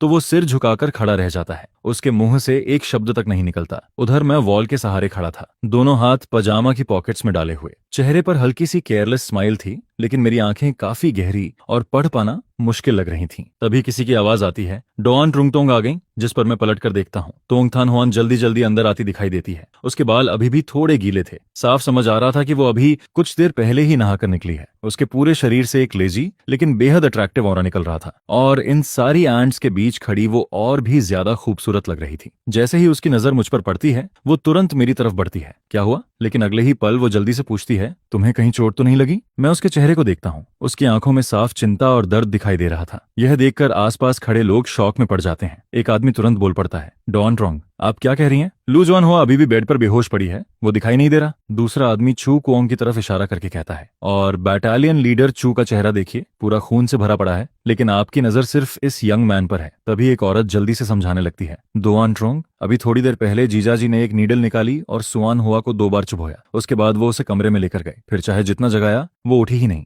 यह सुनते ही कई लोगों की रीढ़ में सिहरन दौड़ जाती है। आखिर सामने खड़ा ये जेंटल और स्कॉलरली दिखने वाला आदमी सिर्फ एक छोटी सी पिन से किसी को ऐसे गिरा देता है कि किसी को पता तक नहीं चलता। वाकई काफी डरावना था। उसी वक्त मैं अपने बिल्कुल पास खड़ी तोंग थान हुआन की तरफ देखता हूँ और शांत आवाज में समझाने लगता हूँ। चू फैमिली की लड़ाई पूरी तरह कंट्रोल से बाहर जा चुकी थी। उनकी वाइफ का ब्लड प्रेशर बहुत बढ़ गया था, आंखें पूरी लाल हो चुकी थीं। मुझे डर था कि कहीं ब्रेन वेसल रपचर ना हो जाए, इसलिए मैंने बस 2 नीडल्स लगाई ताकि वो काम हो जाएं। थोड़ा सोलेंगी, फिर ठीक हो जाएंगी। मेरी गहरी और काम आवाज पूरे कमरे में फैल जाती है, जिस पर वहां मौजूद लोग एक दूसरे को हैरानी से देखने लगते हैं। उसी समय ब्रिगेड कमांडर झांग होंगवू और उनकी वाइफ ली होंग मैं भी अंदर आ जाते हैं। झांग होंगवू तुरंत चू कुओंग की तरफ देखकर बोलते हैं, फिर से तुम्हारे घर का मामला? इस बार अब क्या हुआ? चू कुओंग बेबस चेहरे के साथ कहता है, मैं क्या करूं सर, वो हर बात पर शक करती रहती है। आज बस एक लड़की ने मुझसे रास्ता पूछा था, हमने कुल 2 बातें की होंगी, लेकिन उसने उसी बात पर हंगामा शुरू कर दिया कि मेरा अफेयर चल रहा है। जिस पर ली होंग मैं धीरे से समझाती हैं, शून हुआ इतनी दूर गांव से यहाँ तुम्हारे साथ रहने आई है, उसके लिए भी ये सब आसान नहीं है, तुम्हें थोड़ा पेशेंस रखना चाहिए। तभी डॉक्टर बेड की तरफ देखकर बोलता है, ब्रिगेड कमांडर,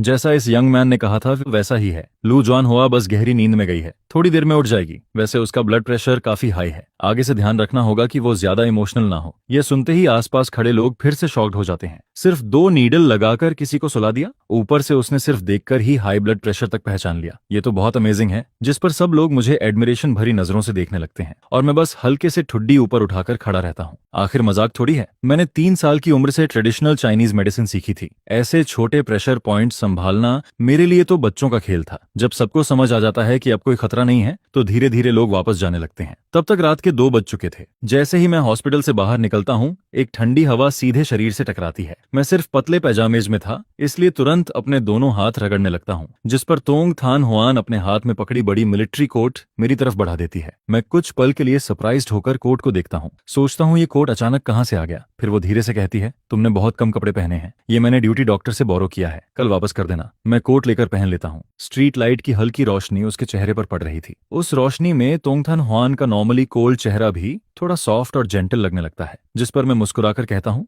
धन्यवाद। मन ही मन मुझे महसूस होता है कि ये फेक वाइफ सच में काफी केयरिंग है। मिलिट्री हॉस्पिटल से क्वार्टर्स तक पैदल जाने में अभी थोड़ा रास्ता बाकी था। रात की घटना के बाद हम दोनों में से किसी को भी नींद नहीं आ रही थी। तभी तोंग थान हुआन धीरे से कहती है, अनथान, थोड़ा बात करें? मैं उसकी तरफ देखकर जवाब देता हूँ, किस बारे में? जिस पर वो क्यूरियस होकर पूछती है, तुम तो वेस्टर्न मेडिसिन डॉक्टर हो ना, फिर तुम्हें ह्यूमन बॉडी के प्रेशर पॉइंट्स के बारे में इतना कैसे पता? मैं कैजुअली जवाब देता हूँ, मैंने 3 साल की उम्र से ट्रेडिशनल चाइनीज मेडिसिन सीखना शुरू कर दिया था। यह सुनकर वो जेन्युइनली इम्प्रेस्ड हो जाती है। मुझे नहीं पता था कि तुम इतने केपेबल हो। फिर अचानक उसे कुछ याद आता है, और हाँ, अगली बार आधी नींद में किसी के लिए दरवाजा मत खोलना। मैं थोड़ा कंफ्यूज होकर पूछता हूँ, क्यों? जिस पर वो तुरंत बोलती है, क्या पता बाहर कौन हो? मैं हंसते हुए जवाब देता हूँ, लेकिन ये मिलिट्री डिस्ट्रिक्ट है, यहाँ कोई बैड पर्सन थोड़ी होगा, और वैसे भी मुझे लगा सिर्फ तुम ही मुझे ढूंढने आती हो। चिंता मत करो, आगे से ऐसा नहीं करूंगा। फिर मैं थोड़ा एम्बेरेस्ड होकर कहता हूँ, असल में उस वक्त मैं पूरी तरह स्लीपी था, मुझे लगा जैसे अभी भी घर पर हूँ, इसलिए हैबिट में आकर दरवाजा खोल दिया। यह सुनकर तोंग थान हुआन धीरे से सिर हिलाती है। फिर अचानक वो पूछ बैठती है, अनथान, तुम्हें मैं कैसी लगती हूँ? उसका ये अचानक पूछा गया सवाल सुनकर मेरा दिल एक पल के लिए रुक सा जाता है। स्ट्रीट लाइट उसकी शैडो को लंबा खींच रही थी। उसके शार्प और कोल्ड चेहरे पर रात की हल्की रोशनी पड़ रही थी, जिससे वो और भी अलग लग रही थी। मैं थोड़ा सिर खुजलाकर जवाब देता हूँ, सच कहूं, तुम बहुत अच्छी इंसान हो, ऑनेस्ट हो, केयरिंग हो, बहुत रिस्पॉन्सिबल हो। तुम एक बेहतरीन डोंट रॉन्ग हो और एक अच्छी कॉमरेड भी। लेकिन बोलते ही मुझे पछतावा होने लगता है, मैंने आखिर कॉमरेड क्यों बोल दिया? आखिर अभी हम दोनों लीगली हस्बैंड वाइफ थे, भले ही ये शादी गलती से हुई हो। पूरे रास्ते मैं उसके बारे में सोचने लगता हूँ। उसने मेरे लिए रहने की जगह अरेंज की, कोट दिया, स्टोव जलाया, हर दिन खाना लेकर आई, जबकि मैं लगातार उससे डिवोर्स मांगता रहा। अगर कोई दूसरा इंसान होता तो शायद कब का गुस्सा हो चुका होता। आखिर कोई हजारों किलोमीटर दूर सिर्फ डिवोर्स मांगने पहुंचे तो कौन नॉर्मल रह पाएगा? लेकिन तोंग थान होआन ने कभी मुझ पर गुस्सा नहीं किया, जिस पर मैं मन ही मन स्वीकार करता हूँ। वो सच में बहुत अच्छी है, लेकिन ये शादी शुरू से ही एक मिस्टेक थी। मैं उसे हर्ट नहीं करना चाहता और ना ही किसी फेक रिलेशनशिप में जीना चाहता हूँ। बचपन से ही मुझे मेरे परिवार ने बहुत लाड प्यार से पाला था, जिस वजह से मैं कभी भी मुश्किलें सह नहीं पाया था और ना ही बॉर्डर एरिया में रहने के लिए फिट था। मैं हमेशा कैपिटल वापस जाकर अपना करियर बनाना चाहता था और एक शांत जिंदगी जीना चाहता था। मुझे पता था कि डिवोर्स रिपोर्ट को लेकर मैं पहले ही जल्दी मचा चुका था, जिस पर अगले 2 दिनों में वो अप्रूव भी हो जाती। यह सोचकर मेरा मन हल्का जरूर फील करता है, लेकिन अंदर कहीं ना कहीं एक अजीब सा खालीपन भी महसूस होने लगता है। फिर जब मैं मिलिट्री फैमिली क्वार्टर्स पहुंचता हूं, तब आधी रात हो चुकी होती है, जिस पर जैसे ही मैं दरवाजा खोलने वाला होता हूं, तभी वो मुझे आवाज देकर कहती है, डूथन, आज सच में तुम्हारा धन्यवाद। अगर तुम नहीं होते तो लिन ट्रुंग चू के घर का मामला ना जाने कितना बड़ा हंगामा बन जाता। जिसके जवाब में मैं हल्की मुस्कान के साथ कहता हूँ, मैंने तो बस मदद की है, आखिर मैं एक डॉक्टर हूँ और किसी को मुसीबत में देखकर आंखें बंद नहीं कर सकता। यह कहकर मैं मुस्कुराते हुए दरवाजा खोलकर अंदर चला जाता हूँ। लेकिन इसके बाद भी मैं बिस्तर पर करवटें बदलता रहता हूँ और चाहकर भी नींद नहीं आती, क्योंकि मेरी पत्नी और चू ट्रोंग की घटना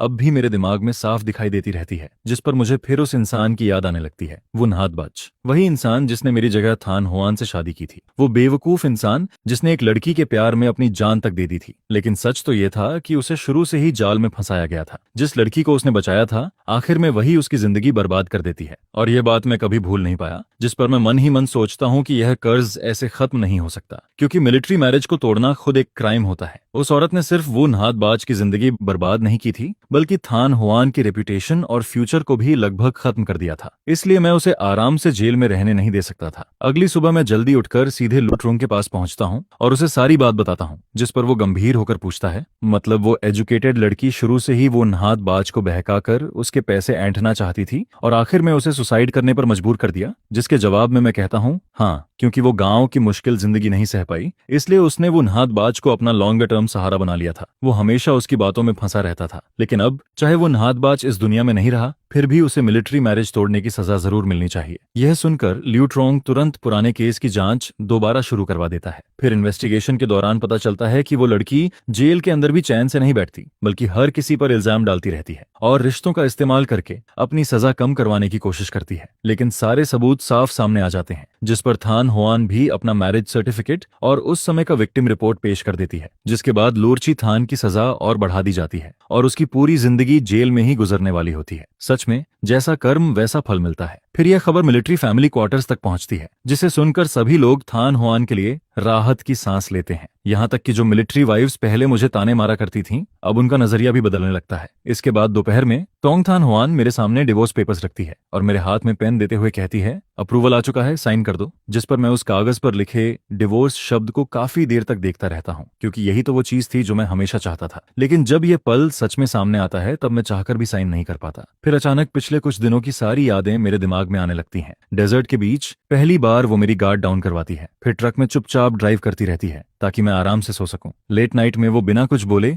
मेरा बचा हुआ खाना खा लेती है। वो मेरे लिए स्टोव जलाती है, मेरे स्लीपर्स उठाकर रखती है। उसने कभी भी मुझ पर अपनी इच्छा नहीं थोपी, बल्कि हमेशा मेरी सोच और आदतों की रिस्पेक्ट की। यहाँ तक कि मुझे नूडल्स पसंद नहीं है और पब्लिक बाथरूम यूज करना अच्छा नहीं लगता, ये सब बातें भी वो चुपचाप याद रखती है। जिस पर आखिर में मैं उसकी तरफ देखकर कहता हूँ, थान होआन, क्या हम डिवोर्स ना करें? यह सुनकर वो चौंक जाती है। तुम क्या कह रहे हो? जिसके जवाब में मैं धीरे से कहता हूँ, हम डिवोर्स नहीं करेंगे। पहले मैं सिर्फ अपनी आरामदायक जिंदगी के बारे में सोचता था और मुझे यह समझ ही नहीं आया कि मेरे पास कितनी अच्छी इंसान है। तुम सच में बहुत अच्छी हो और तुम्हें प्यार और सम्मान मिलना चाहिए। शायद यह गलत मैरिज सर्टिफिकेट कोई गलती नहीं था, बल्कि भगवान का दिया हुआ गिफ्ट था। फिर वो धीरे से कहती है, लेकिन तुम्हें तो मुश्किलें पसंद नहीं थी, तुम तो कैपिटल वापस जाना चाहते थे। यहाँ बॉर्डर एरिया में कुछ भी नहीं है और मैं भी अक्सर मिशंस पर चली जाती हूँ, कई महीनों तक वापस नहीं आ पाती। जिस पर मैं उसकी आंखों में देखकर कहता हूँ, मैं सीख सकता हूँ, मैं खाना बनाना सीखूंगा, कपड़े धोना सीखूंगा, कोयल स्टोव बदलना भी सीख लूंगा। मैं मिलिट्री हॉस्पिटल में डॉक्टर बनकर ज्यादा लोगों की मदद करूंगा, और जब तुम मिशन से वापस आओगी तब मैं तुम्हारे लिए सूप बनाऊंगा। चाहे कितनी भी मुश्किलें आए मैं सब सह लूंगा, बस मेरे पास तुम रहो। यह सुनकर आसपास खड़े लोग भी इकट्ठा होकर हमें देखने लगते हैं, जिस पर एक आंटी हंसते हुए कहती है, मुझे पहले से पता था कि तुम समझदार इंसान हो। मैंने कहा था ना, तुम दोनों की जोड़ी ऊपर वाले ने बनाई है। इसके बाद मैं डिवोर्स पेपर्स पर साइन नहीं करता, बल्कि तोंगथन हुआन का हाथ मजबूती से पकड़ लेता हूँ और सबकी तालियों के बीच कहता हूँ, चलो इस बार हम फिर से मैरिज रजिस्ट्रेशन करवाते हैं, लेकिन इस बार मैं अपनी मर्जी से तुमसे शादी करना चाहता हूँ। जिस पर थान हुआन मेरी तरफ देखती है और आखिर में मुस्कुरा देती है। इसके बाद हमारी जिंदगी धीरे धीरे बदलने लगती है। मैं सच में घर संभालना सीखता हूँ। फिर मैं लूट रुओंग की पत्नी से कुकिंग सीखने लगता हूँ। हालांकि शुरुआत में मेरा खाना